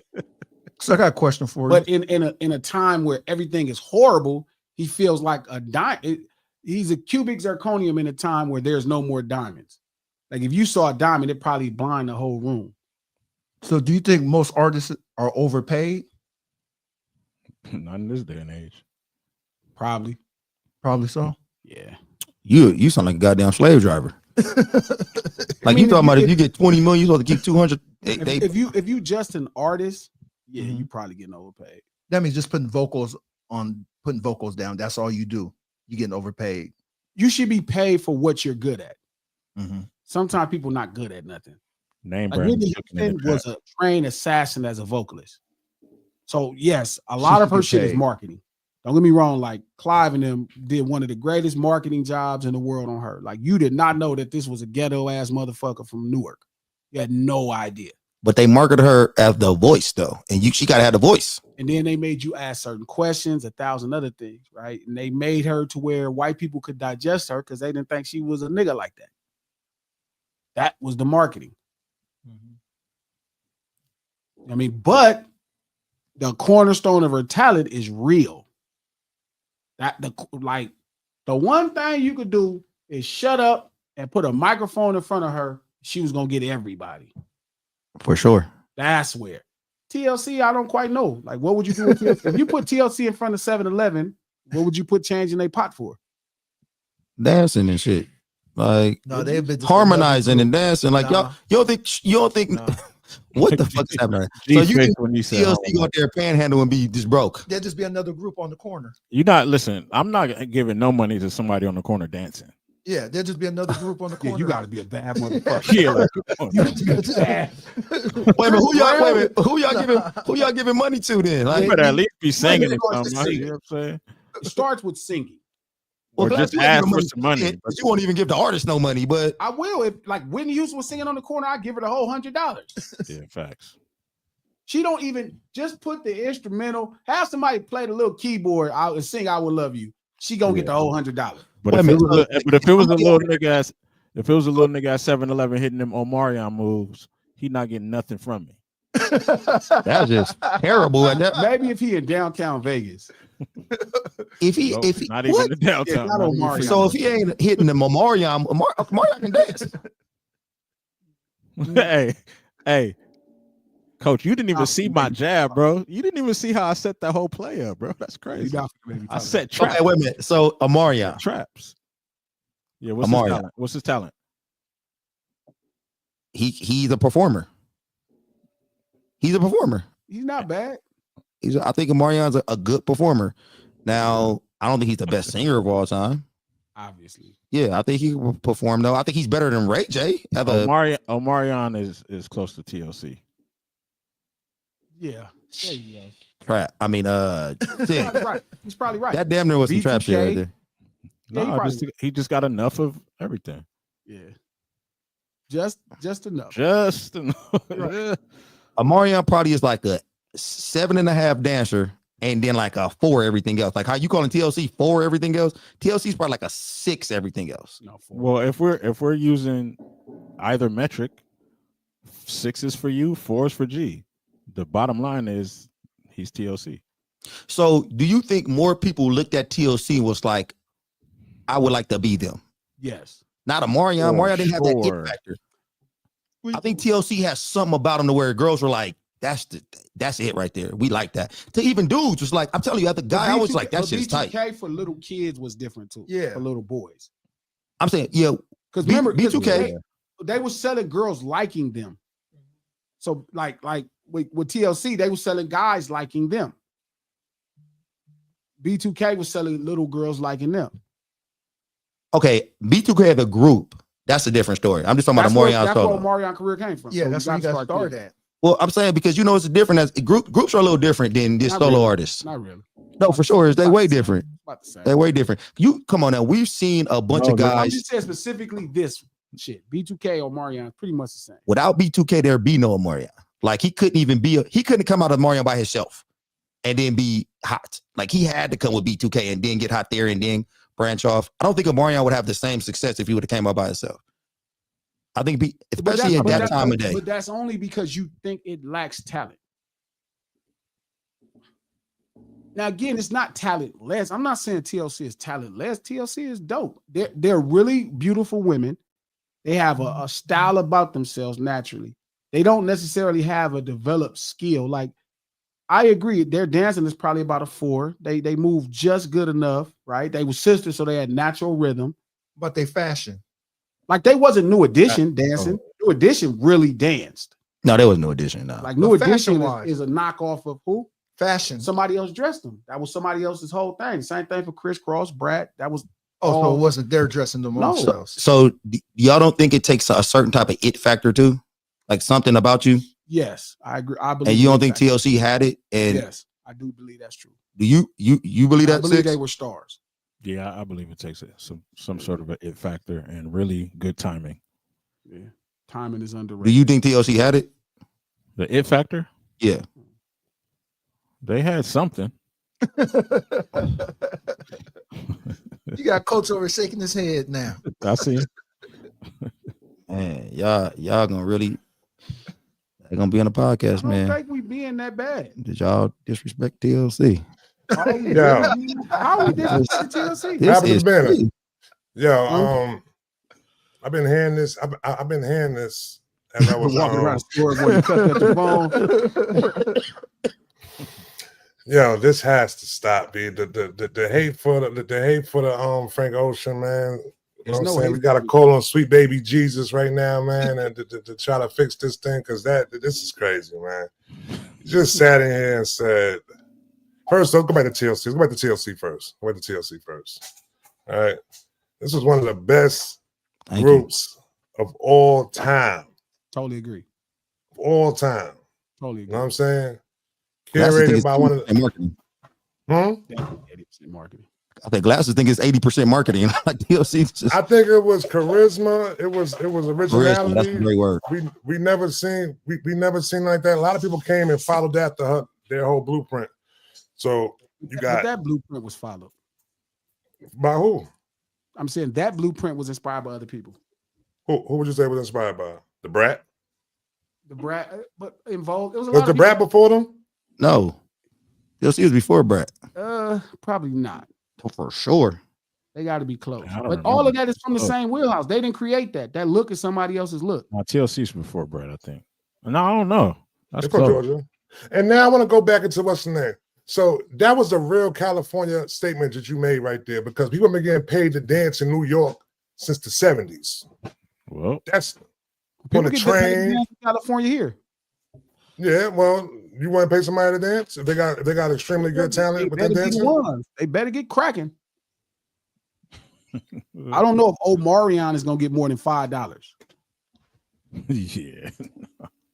I'm getting changed for the. I think that's not being harsh. I think that's fair. Like Omarion, not Chris. Now Chris Brown, I give him $30. All that shit he be doing, yeah, he can get $30. Omarion, Chris Brown. Omarion ain't quite Chris Brown. Let's get back to this TLC slander that you was just giving. God bless Left Eye. You know what I'm saying? Let's do that T-Bars. You know what I'm saying? Chili. You know what I mean? Like, we never seen a girl group come together like that. And basically, you had every woman, every young girl their age wanted to be like TLC. That's great marketing. Okay, so now you're talking about talent-wise. Chili could sing. T-Bars could sing. Yes, but they don't sing great or good. I don't think good enough to go diamond, though, right? So this is what I think. T-Boz is an average singer. She had a really unique tone. That was the thing. But I think she was an average singer. I think Chili was probably a below average singer, maybe a smidge above. But I think it was a great marketing campaign. Like the whole idea is what made it work. So the marketing made them go diamond. Hell yeah. It hit at the right timing. The hitch was good. Hell yeah. I think go ahead, Coach. No, I'm just saying I agree with 6. I agree with that's Trap. Trap just No, I'm talking about 6. When 6 said it takes timing, the timing got to be right.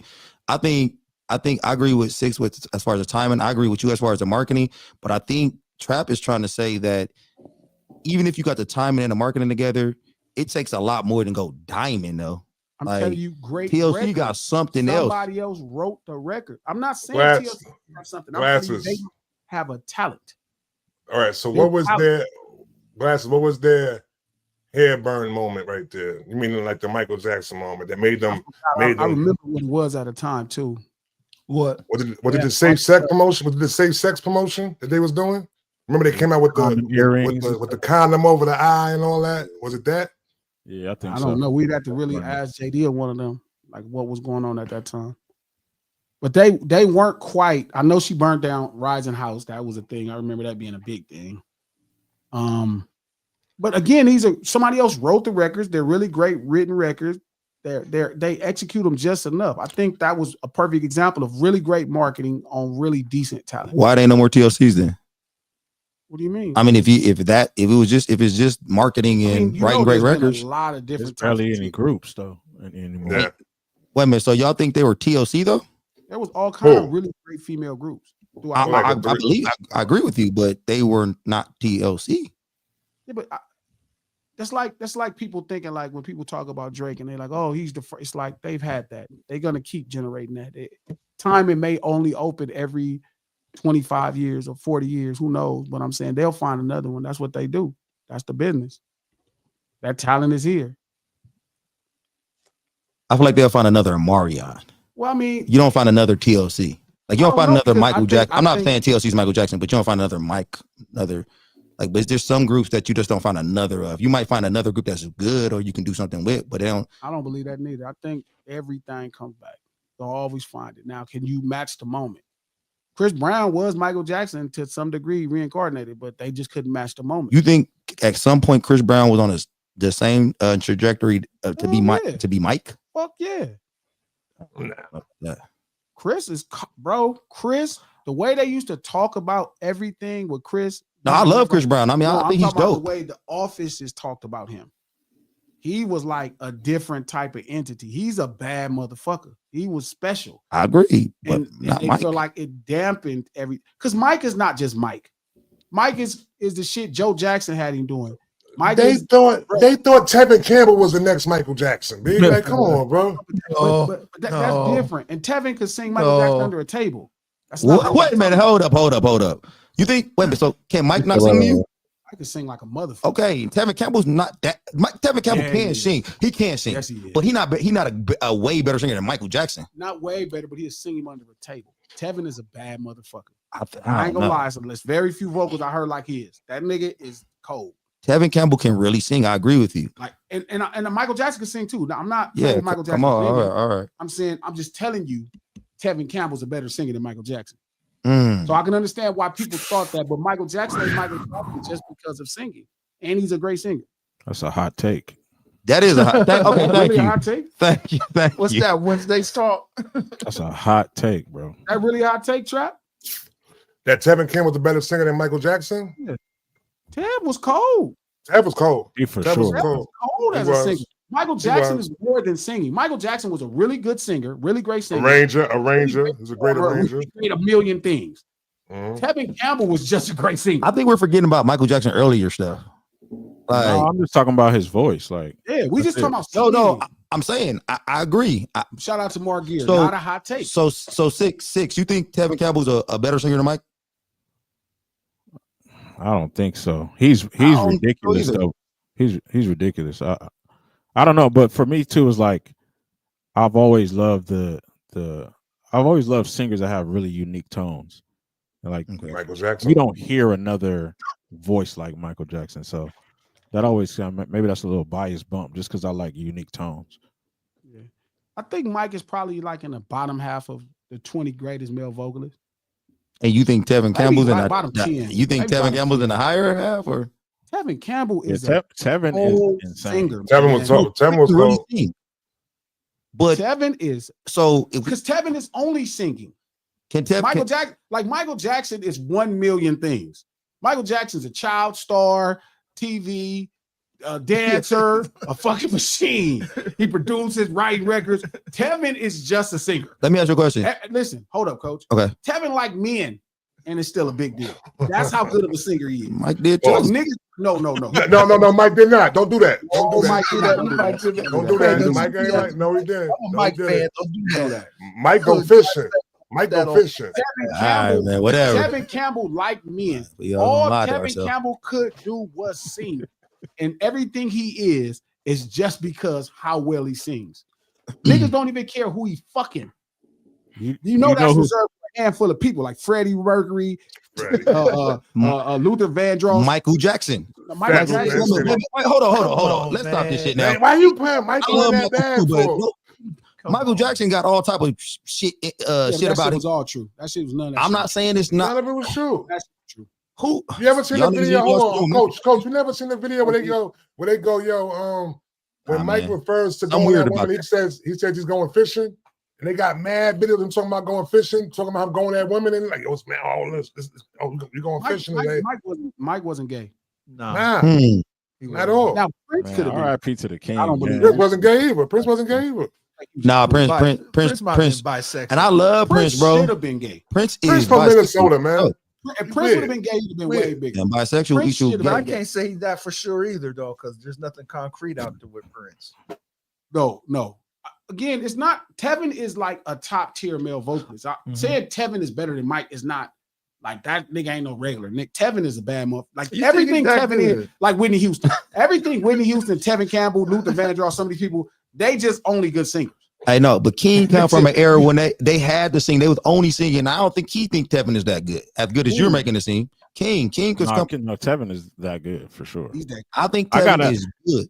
All right, This is such let me ask y'all crazy- six. Do you think if Michael just was a singer, just did not dance and anything like that, do you think he could have been as big as Tevin Campbell end up being?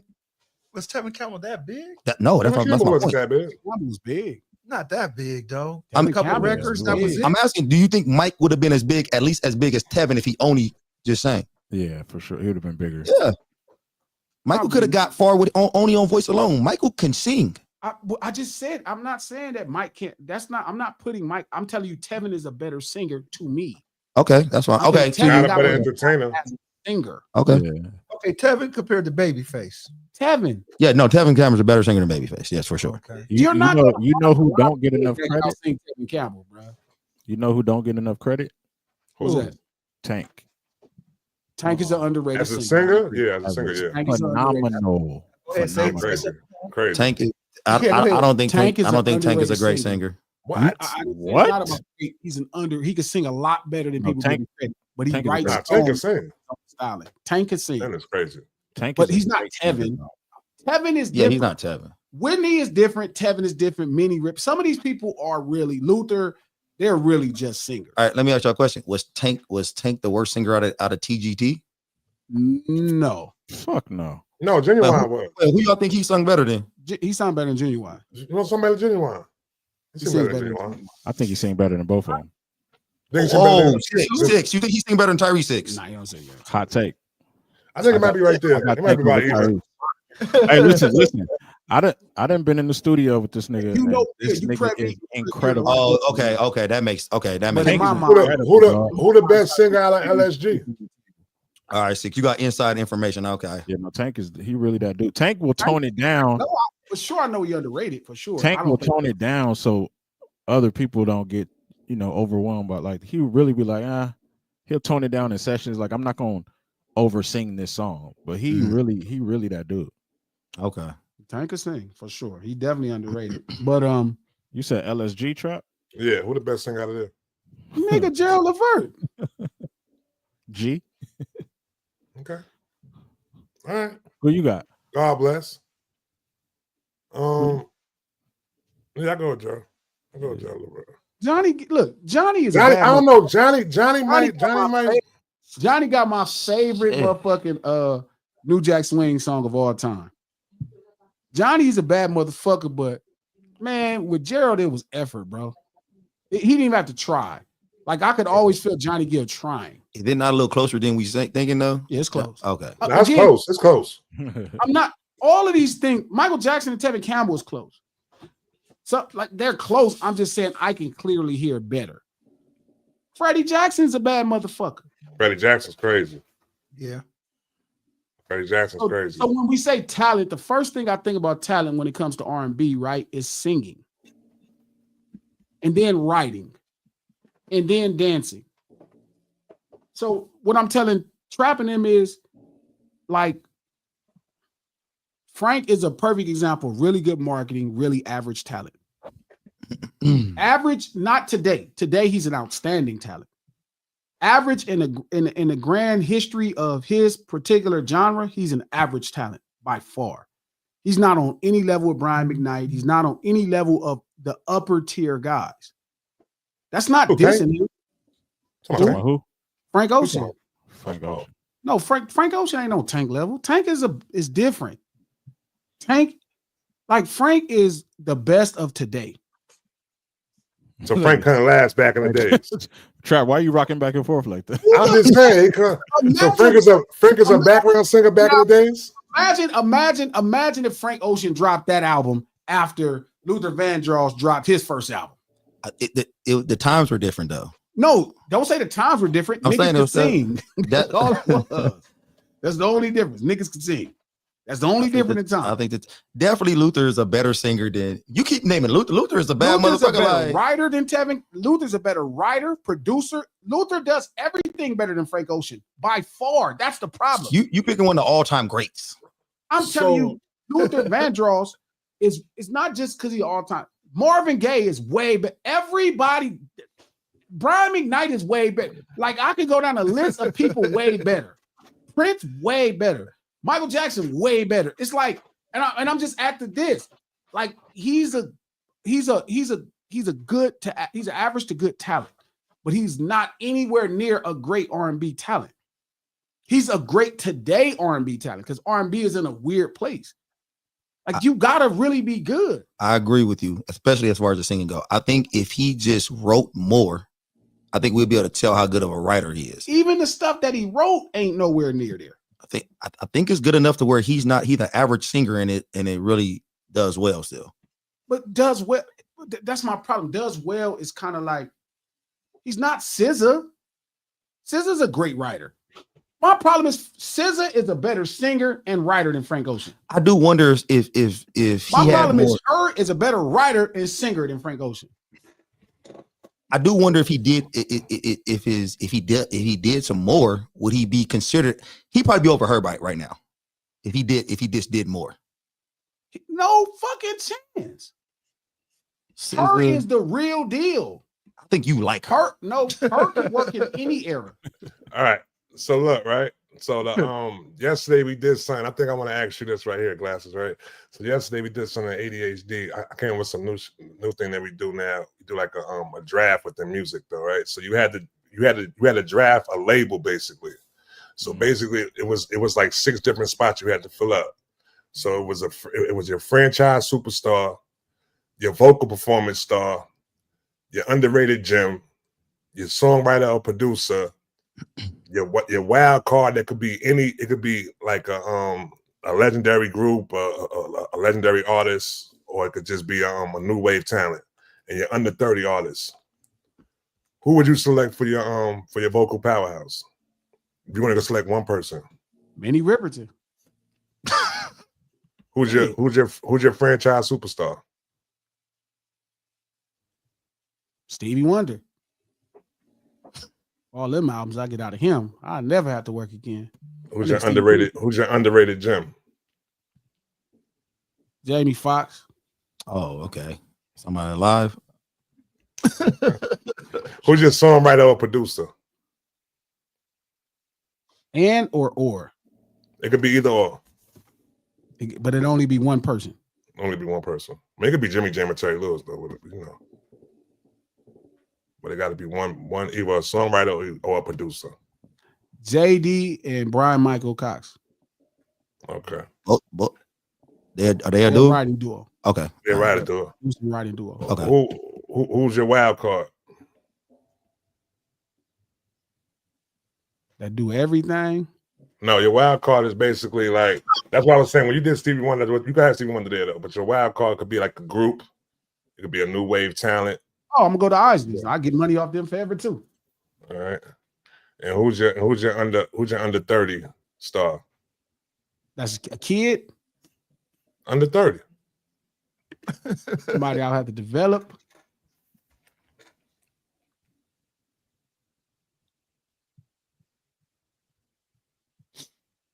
Damn. That's a great question for him because you know he don't like no. I love. Yeah, Big X the plug. No, it has to be R&B. He don't sing. Oh, R&B. Okay. Her. Yeah. You say it. Hers under 32.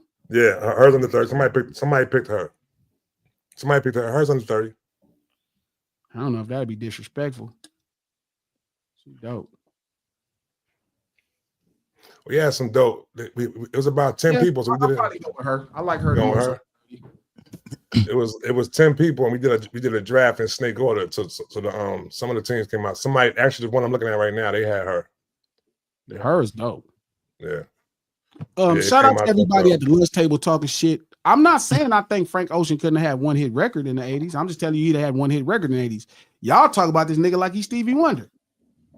I just don't know how much he'll drop in it. He just don't drop enough. Like if he could drop as much as he wants to, and none of that shit is gonna happen. If Frank Ocean dropped a lot, I think he would be closer to Keith Sweat than you think. Yeah, I think Keith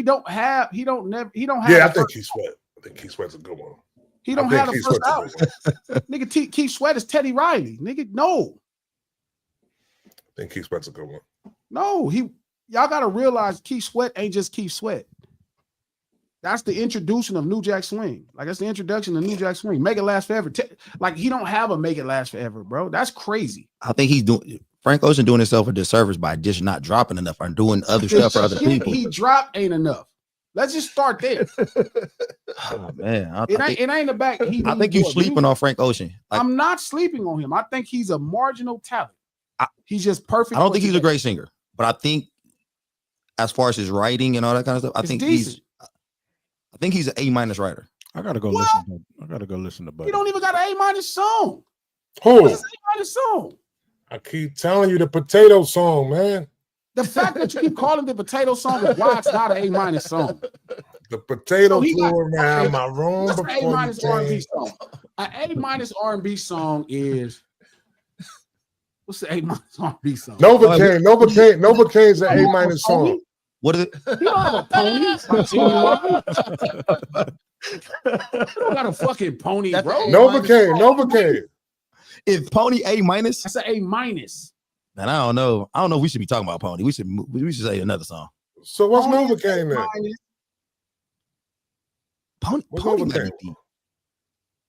Pony is A- because Pony ain't never too much. Pony ain't Is it? I think In No Jeans might be his A- R&B song. Pony. That's probably like a B+. He don't, but Frank Ocean don't have none of that. Don't have that. He got songs that are like, you know what he got? Like he don't got a Billy Joel, Me and Mrs. Jones. Coach. You gotta have that. Frank is dope. He's dope today. Today, he's dope. He's dirty water in a desert. It's a desert. Dirty water. That's coming out. That workout. That's coming out. And it's gonna be dope, and you're gonna love it. I'm not saying that. I'm just saying Frank Dirty Ocean, Water in the Desert sound like a Frank Ocean song, honestly. They do. definitely does. He's gonna have like we talk about a bunch of nothing. But the point I'm saying is like, nah. Frank Ocean is not Ray Parker Jr. What the fuck is wrong with y'all? Dirty water in the desert. Frank That's Ocean, it right there. That's it right there. Sure, at best. Albie Shore? That could be where he at. Damn. At best. You talk about singing wise. Why is it say damn like that? No, song wise. Albie Shore couldn't sing, but nothing. But he had a cool jam or two. He did. He got Albie Shore did have a couple of songs that was kind of cool, but he can't I sing. can tell you how I feel. Yeah, it's like she sound like me. He have good She sound music. like me. No, but that's my point. You couldn't back in the day, people were more of a stickler for talent. Today, people just don't care that we into your brand. We don't even care about your talent. Can we fuck with you as a person? Do we believe in your movement? You feel me? That's the point, right? Frank is in a time where we care about that stuff, and then we judge the music based off that. I'll be sure was in a time, nigga, if you can't sing, nigga, your shit better be over the top. Remember, Keith Sweat career ain't like these other niggas' careers. Keith Sweat got a decent career, a good to decent, but Keith Sweat don't have a career like Prince. Like he didn't have a career like the talented people. Bobby Brown neither. Their careers wasn't like that. Not like Michael Jackson. Right now, Frank Ocean could probably do 50,000 fucking people.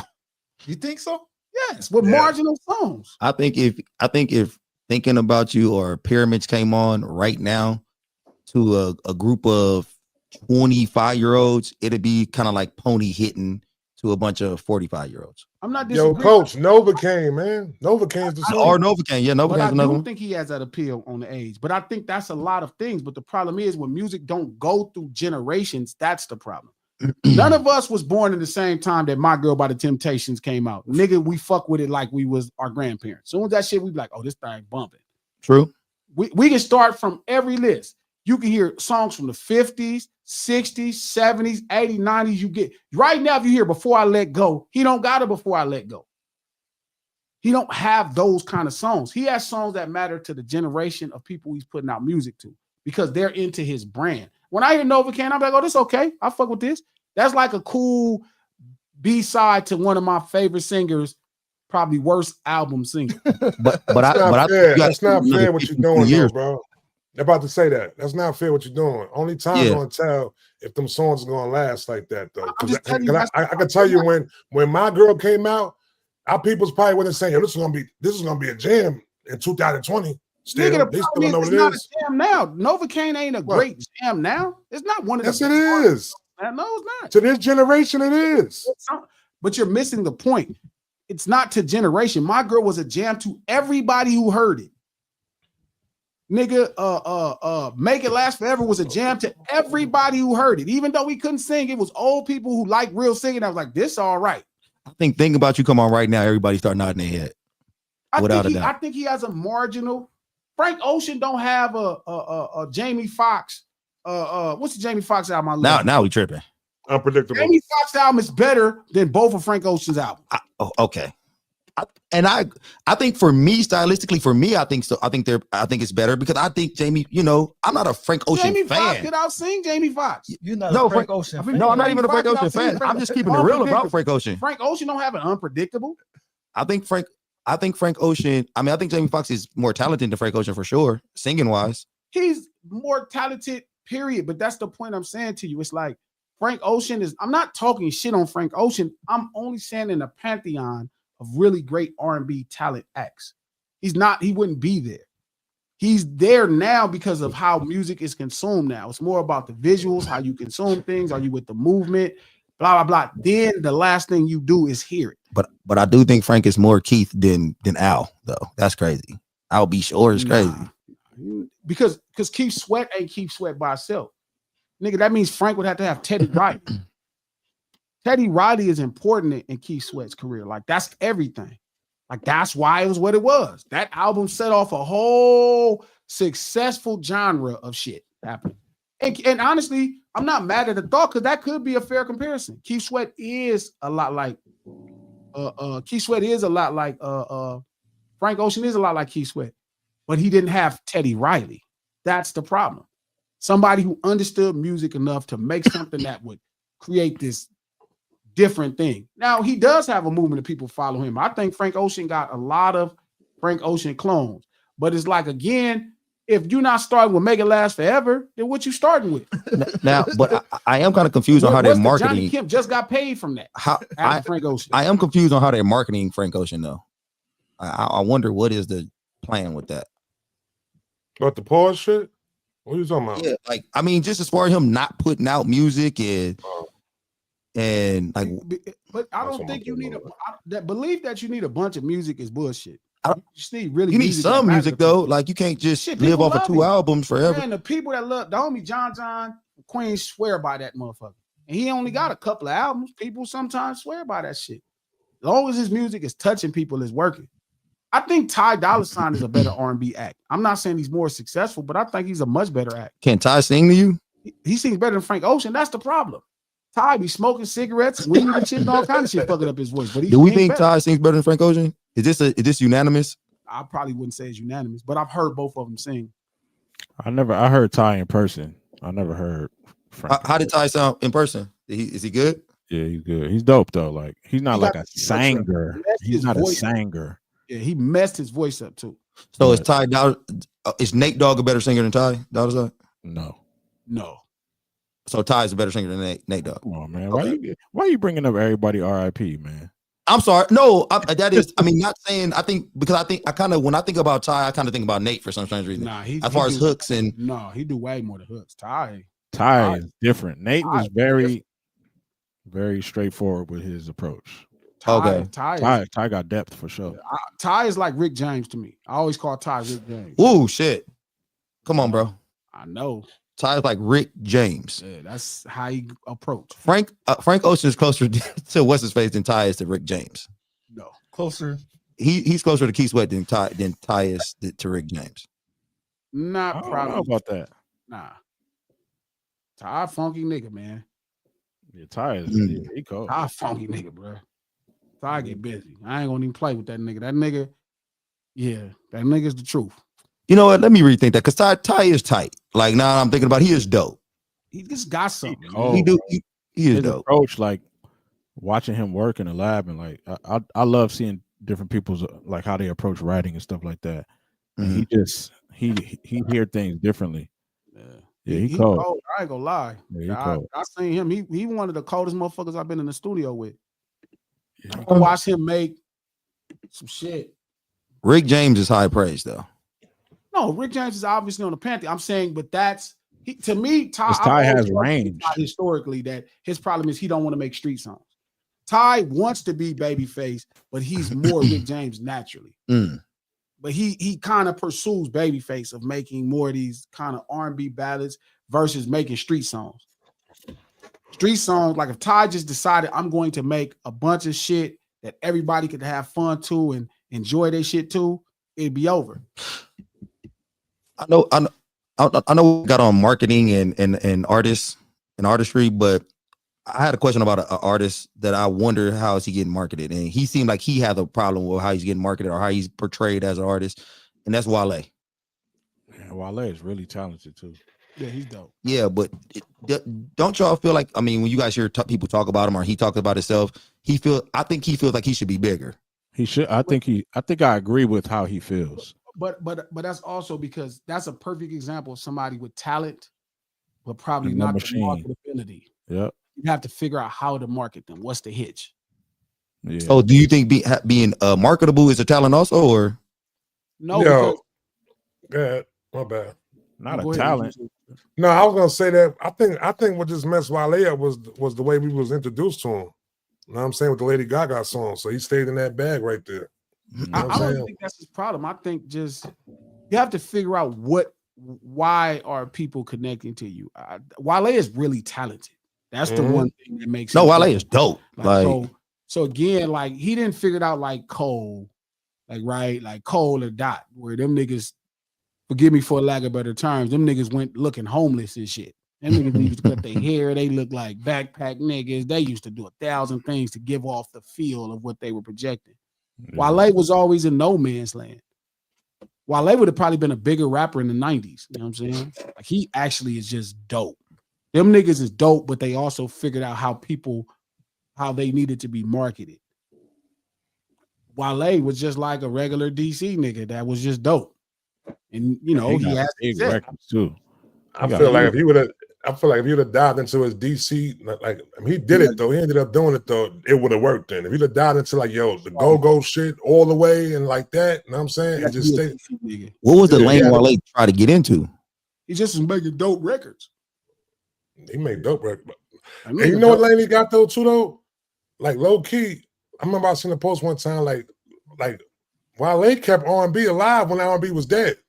You know and that's really what, and you know what's really, that's really what he is. He's really an R&B act. I was just about to say that. Masking as a hip hop artist. Yeah, I was He's about to say rapper. And if he would have dived into that, maybe that's how they should have marketed him. He's really an R&B act.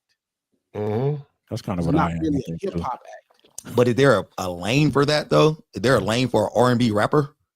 That's not harmonizing like Ja Rule or 50? Yeah, I think it is. I think rap has become so popularized, like singing. Like Mary J. Blige, niggas fuck with Mary J. Blige like she was a hip hop act. Yeah. That is true. Yeah. That's a fact. It's like, you know what I mean? Like it's not easy to market. That's what I'm saying. Like even that whole conversation, marketing is really hard because you got to nail it. And a lot of times the suits need to see something successful in you. Like they need to see you, like Chris Brown, they saw Michael Jackson. That's why they spent so much money. I was like, oh yeah, this because Chris is really probably as talented as Michael Jackson, like as a talent. You know what I mean? But he didn't have the discipline of a Joe Jackson. And put in the mic. You know what I'm saying? That discipline make you different. But Chris, like you see young Chris is like an animal. Like I remember the first time I saw a tape on him, that nigga was like out of this world. He was like unbelievable. Like he's somebody to this day, I still be like, yeah, I'm gonna get one with him before this shit is said and done.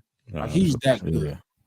Chris will do one with you too. Chris will do like that man out there doing music. Chris ain't no joke, you know what I mean? But so that's what I'm saying. Like I wasn't shading TLC, even if it comes across that way. I'm not shading TLC. I'm just saying they not necessarily the talent. It's really great marketing with average talent. Like, great performance like, too. that may be the greatest marketing job in the history of marketing jobs. TLC. Yeah, that was fantastic. No. Who is better? I think the greatest marketing job is being able to market a blind person. Like that's what I feel like. That nigga was nice, nigga. He was nice, but he was a blind person though too. It was something that we ain't never seen. That we ain't never seen. That's a really bad choice of words. Everybody with no eyes. That was great. That was great. Stevie Wonder can sit out in front of 7-Eleven and make $1,000 a day. The fuck you talking about? So y'all give the money to Stevie and not Omaria? Nigga, what? Stevie was cold. I'm not giving no money to nobody. Man, every day I'm here. I'm trying to think who else was marketing crazy though too. Who was a great marketer? Stevie Wonder ain't no great marketing. Stevie Wonder, a regular nigga that just really was a nigga. Bro, Stevie Wonder was completely talented like her, but it wasn't as if we didn't see one before that though. Yeah, Ray Charles too before that though. Too. That's why nobody gambled. It was like, oh yeah, we got this for sure. Here you go. Yeah, this worked. Let's move another one. Let's do it again. Let's do the same thing again. Come on. That's not marketing. All right, so make another hoe. Wonder didn't even have a brand. Stevie Wonder was just like, I'm better than everybody. He was like 14, like 14, kicking niggas' ass at like 14. That ain't no brand because if you don't have no talent, you won't sell no records. Stevie Wonder was just better than everybody. He was just flat out as a little kid better than everybody. My bad. You don't think being blind or some kind of yes, that's a hit for sure, but it's coming off the heels of Ray Charles, who was probably the biggest artist in the world at this time. Was this like early 60s? I think he came out at 60. Yeah. Ray Charles pretty much created the pop genre, the pop charts. This nigga killing. Man, Motown, the people look, man, come here right now. What? Another one of them? Nigga playing a harmonica. Playing a harmonica and shit. Every instrument, bro. He was better than this motherfucker as a kid. No, Stevie Wonder. Like I can't say nothing about Stevie. Stevie is how magical. Crazy you got to be to say you better than Ray Charles as a kid. Like 14. That nigga was better than Ray Charles as a kid. Let me ask you a question. Do you think Stevie would have hit his heights? Because he was great, but would he have been as big as he was if he wasn't blind? The story, it just depends because that's what I'm saying. It's the story. What depends on what people are connecting to. They connected to that backstory. But that nigga is gifted, bro. It wasn't no gimmick. He's blind and could play better than everybody. He can sing good. Well, he got a built-in gimmick. Like he got a. I don't know if that's what I'm saying. Coach, you get it, Coach. Coach, get what I'm saying. No, I don't think it's a gimmick at that point. I think the reality is like, oh yeah, he's Ray Charles as a kid. Hey, that's like if I was a blind boxer, but I was the best. Nigga, you motherfucker. That's what I'm saying. A blind boxer will be crazy. Ass makes it different. The only thing that makes Floyd Mayweather, the only thing that can make Floyd Mayweather bigger is if he was blind. You know what, man? The history of sports. I know exactly. But also how good they were. TLC was not that good. No, they wasn't Stevie Wonder good. No, I'm not saying that. Nigga, I'm not even talking that far out there. Okay. I'm talking about they wasn't even good. I just think TLC had that je ne sais quoi, that it factor. I'm not disagreeing. They do have a star quality. But I think that is something. That is a talent in itself. That everybody don't got that. That is something unique that everybody don't got. Talent. That's a gift. A talent is something you develop, worked your ass off to have. That's a gift. They do have the it factor, but again, like I don't even know if Stevie Wonder had the it factor. Who the fuck cares? When you that fucking good at something, whatever. And you're blind, yeah, you're gonna be fantastic. People will come watch you. Motherfuckers, Prince ain't blind. There's some other motherfuckers like that get cracking. That's big as a motherfucker. If Prince was blind, he'd be Michael Jackson. Yeah, probably so. No, I don't think so. Probably so. That'd be what he needed. That'd be what he needed. That'd be what he needed because you need some shit. So I think TLC is an average talent, marginal talent, right? Very much it factor, star quality. But man, the marketing, the real superstars was the team. The team was like incredible. I think they did their job, man. But I think the stars were TLC. I think they did a great job. I think they did awesome. I think the team was the star. But I think TLC almost fucked it up a lot of times. I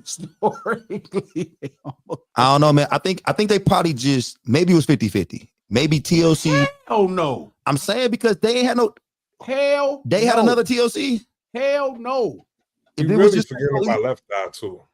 Hell no. What no damn 50-50. 50-50 is like.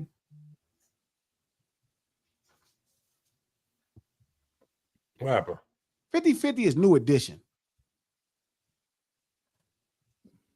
Yeah, because them 4 niggas that can sing. It's 3 niggas that can sing their ass off. But why we keep acting like Johnny TLCs though? We acting like TLC wasn't one of. I'm telling you because a band is not. They're not one of one, right? They've had bands that are successful. They've had that. They've had successful. We've had TLCs before. Who? Name me. So was SWV TLC? Yeah, but now you're going into the era. That's System with Voices. That's System with Voices though. They can sing. They can sing, but they was never. They not no TLC. Yeah, but think about it, right? Was Brad TLC? You had like SWV records are way more timeless. Jackson 5 was TLC. What'd you say, 6?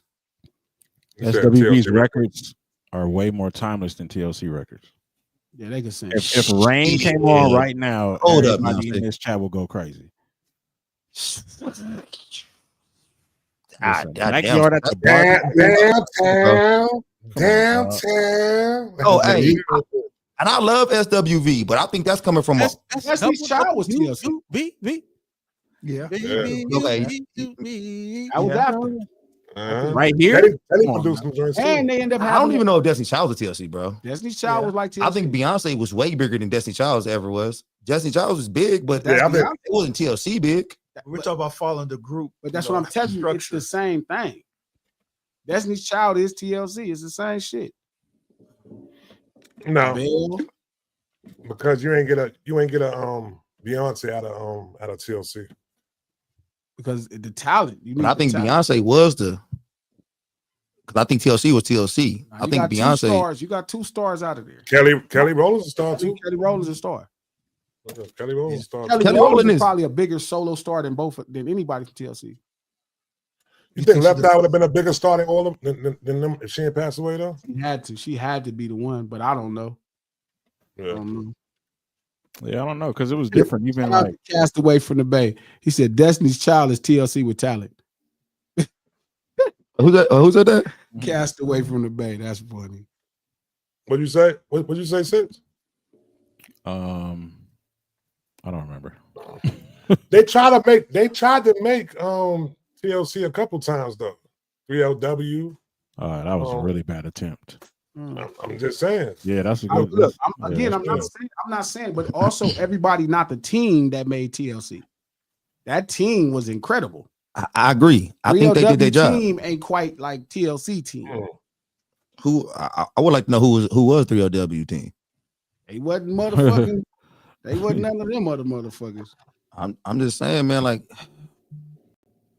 I'm just trying to give TLC their credit, man. I think y'all taking away from TLC a little too much. Taking away from TLC? A little too much. TLC had Babyface, Jermaine Dupri, Dallas Austin, L.A. Reid, Daryl Simmons working on it. Let me ask you a question. And that was a great team, but did TLC help make some of them also? Dallas Austin? No. Dallas was already cold. Yeah, no. They didn't. I think Dallas Austin was already. Dallas Austin. They didn't play no games. They went and got the best motherfuckers to do it. Remember, this was Babyface's wife, old lady. She went and got the best motherfuckers to do it. It was the best choreographers, the best fashion, the best writers, the best producers. you see what Jermaine Dupri had already had a #1 song by this point in the country. They didn't play. They went and got cracking. They damn sure got cracking. No, for sure. I agree with that. But Yeah, but the saying said they wasn't talented is crazy, though. I never said they wasn't talented. I didn't say they wasn't talented. I'm just saying I couldn't. It was more marketing. It was more marketing than it was. I can't quite recognize their talent as much as I could. They just giving them 4 on the talent scale. Yeah, 4. about a 4. I think they delivered on them records, though. They delivered on them records. Yeah, I think so. 4 is 40%. That's an F. Is 4 too low on the talent scale for them? 4 is too low. I give them about a 7. A 7 is a lot. A 7 at what? On the way they delivered. They delivered. You know what I'm saying? They delivered on the record. An engineer doing the work. Like, do they dance a 7? What about Black? Remember that girl group? They didn't have fucking Babyface. Yeah, the machine was. But they came out around about the same time. Yeah. Machine I was thought Black sleep. was dope. They were TLC though. 702. 702 is dope also. And shout out to Ruffian TV, 3LW, 702 and Black. But them combined wasn't TLC.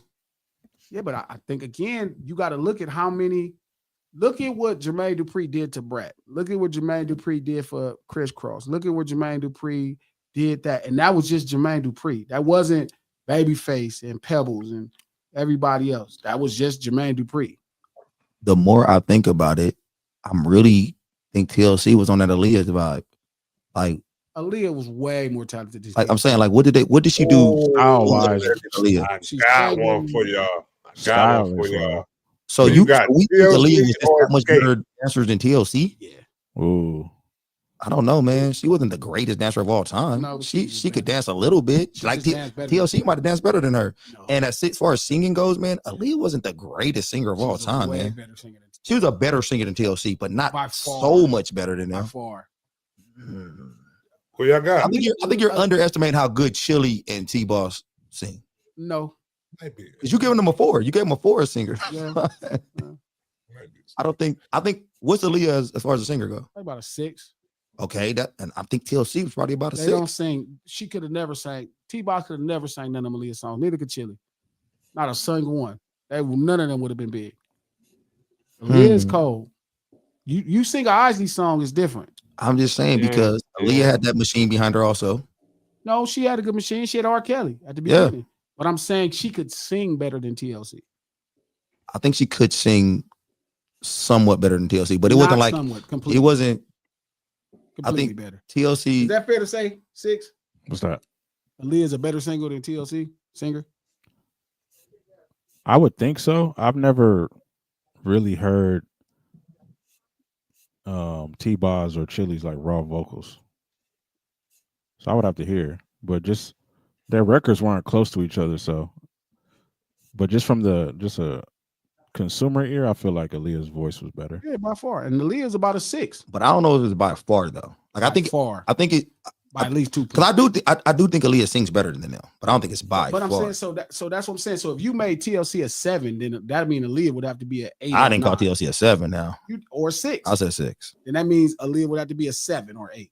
Maybe she's a 7. No. 7.5. Now you getting crazy. 7. It's gotta be able to sing to be a 7, 8. 7. I give her a 7. I think you giving her an 8 No, I gave her a 6. because you gave TLC a 4. That's why, because you gotta be able to sing to get up in them numbers. I think a 4 is a crazy Brandy is like an 8. number. Okay. Brandy's a 10. Brandy's a 10. You gotta call it that. Brandy's a 10. It's the vocal Bible. You said vocally? And people swear by it. Yeah, vocally.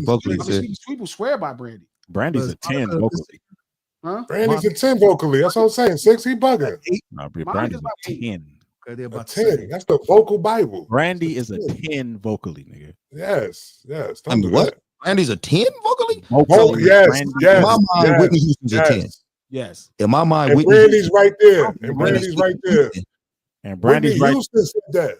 Brandy's right there, and Brandy got a little more range because her low tone is Brandy crazy. ain't- This is crazy right now. Wait a minute, 6. Hold up now, 6. That's your second hot take right there. Yeah, Brandy- I'm acting like y'all now. Brandy a lot of props, and then everybody's heard her technically trained, but she's not the singer Whitney Houston is. These motherfuckers. Brandy's a 10. Whatever Whitney is Whitney. She Brandy, could be a 12 or whatever. Singer Whitney Houston is on no level. 12 or 13. Brandy's a 10. I don't care. Brandy is not. Brandy's the main six of money. No, Brandy's the 10. Say that though. Nah, she ain't make me no. They call her the vocal Bible. They call her the vocal Bible. Whitney Houston called her that. Whitney Houston called Brandy the vocal Bible, bro. Brandy, yes. Whitney Houston said that. I thought that was sweet of her. But Man. Brandy could not sing as good as Whitney Houston. Brandy's a 10. So wherever y'all want to put Whitney is cool. 10.1. Whitney may be the greatest female vocalist ever. That's cool. Is Mariah Carey a better singer than Brandy? 10. Yeah. Mariah's a 10. Mariah Carey's not a 10. If Whitney's a 10, I got Mariah at a 9.7. I got Mariah at a 9. I got There's Brandy. only a handful of 10 female singers. Minnie Riperton is one of them. What about Angela Winbush? Angela's a little different. She could sing. Nice one. Angela's dope. That's a nice one. My man, King was like, there we go. Yeah. I got you, King. I got you. Like Mariah is diet Minnie Riperton. Minnie is a 10. What about Shaka Khan? Yeah, she was Khan might probably right there. It's a bad motherfucker. Yeah. I think Shaka's a 9. Yeah. I don't know. I got some of these people I got to think about. Yeah, that's what I'm saying. Somebody in the chat said y'all don't appreciate tone. Brandy with that natural rasp too. Bro, chill. Bro. Don't do Brandy and Whitney, bro. Don't do that. I didn't say nothing about somebody else brought up Whitney. All I said was Brandy is a 10. That's all I said. That was no, she's not. You said wherever Whitney is, Brandy is there. I said wherever Whitney is. If you got Whitney at a 10.1 or wherever you want to put her, Brandy's still a 10. Brandy's right there. She's not lower than a 10. Brandy could have not sang that Dolly Parton song that way. 6 is tripping with that one. But no, he's not here. A lot of people that I know in R&B swear by Brandy's vocals, and I haven't heard it. I think Brandy could really sing. I think listen, She can sing. I like her low end. Her low end was nice. She could sing. She dope. I don't know about 10 though. her range is crazy. 10. And her runs is crazy. 10, coach. Brandy. Yeah, runs is crazy. She's not Whitney Houston though. She's You not rap Whitney. niggas don't appreciate Whitney said R&B she was. vocals yet. She's not Minnie Riperton neither. I didn't look. They'll miss 10s. These are like people that are in their own tier though. Like you know who's a 10? Elder Barge is a 10. And it's one range. What? Elder Barge is I love Elder Barge. Don't get me wrong. One range. And Brandy not. You say he's a 10? 1 gear. Man, I don't know. Cause he was Bob on is a 10. Bob DeBarge is a 10, nigga. Elder Barge might be a 10. He might be right. I hate His brother might be the 10. L ain't the 10. Hey, when Elder Barge came on Secret Garden, Switch might be the 10. L is a 10. Elder Barge told the song. His brother's a 10. Bob is a 10 too. His brother's a 10. Yeah, Bob. I don't know about but Bob for Switch, but L ain't no 10. L is a 10. L, man. 1 gear too. So you could have 1 gear be a 10. You could have 1 gear. You could be a low end sing. Anita Baker is a 10. Anita Baker might be 1 gear. She was an 8 I female. love Anita Baker. Anita Baker might be a 10. I love That Anita might be a Baker. 10 1 right gear. there. 1 gear. Tony Braxton is Anita Baker Jr. Yeah. Cody Braxton might be an 8.5 to me. Yeah, but she cold. She is. But She is. Wait, Coach, where'd you have Brandy? I didn't hear you. I had Brandy at an 8. Okay. 8. Yeah, at an 8. I Where'd you definitely have don't got no 10, 6, but No, I was like, just wondering where you had it. I'm not. like an 8, like an 8.5, maybe 8. I think Where better do do you it. come on with She's this talented. 8 from? Okay. Because you can't put her where you put Whitney or Minnie Yes, Riperton. If Whitney puts her there, she's Whitney there. got bad ears. She couldn't hear herself. And she thought she heard herself. She thought she sounded like Brandy. She can't hear. You're not gonna put crack on in the chat, man. Somebody put crack in the chat. It said she was on crack. No. That's what Glasses said. Her ears was on crack. So Brandy sounded better. Her ear wasn't right. If she heard herself, she's like, "Oh, this sound like me." I mean, Whitney Houston did abuse drugs also. Yeah. So, she might have been when she said that. And then she also probably just being nice. Y'all not doing that. Brandy's first album, nigga. We think Brandy can sing. I think 8 is high. I think Brandy's dope. Trying to do the thing again. I don't know. I don't know if she sings that much better than Monica, to be honest with you. Brandy don't sing as good as she Tina do. Marie. Man, Tina Marie might be a 9 though. Tina Marie is a. Oh la la la. Yeah, Tina Marie's cold. Wait a minute. Hey, where y'all got Fuji's? What's her name? Lauren Lauren Hill. Nah. Come on, man. Yeah, nah. About 7, She's about 6. 6, 7. Yeah. No, I'm just asking because But y'all her- got. I got Tina Marie where I got. I'm glad you said that. I got Tina Marie where I got. Who did I just compare? Aaliyah. Not Tina Marie. Excuse me. Oh, about to say, come on. Lauren, yeah, you talking about Lauren Hill. Lauren Hill with Aaliyah. Lauren Hill and Aaliyah. Same place. Lauren Hill might sing better than Aaliyah by a lot too. I think so. I think she does something different. Damn, now you got me fucked up because if I called Aaliyah a 7, Lauren Hill got to be like an 8.5 at that There's point. no way Lauren Hill's an 8. Nothing. Y'all might be sleeping on Lauren Hill a little bit. No. Lauren Hill just sings with a lot of soul though. Like so it comes across different though. I think you're just giving everybody too high. Y'all think I be giving too low. Y'all give everybody too high. I give separations. Like T-Boz is a 4 because Whitney Houston's a 10. That's how far they're apart. That's not me shitting on T-Boz. T-Boz could sing, but she's not Whitney Houston. She's not Tina Marie at 9. She's not Brandy at 8. So where did I think all in that? yeah, where Janet falling at? What's Janet? Janice is 7.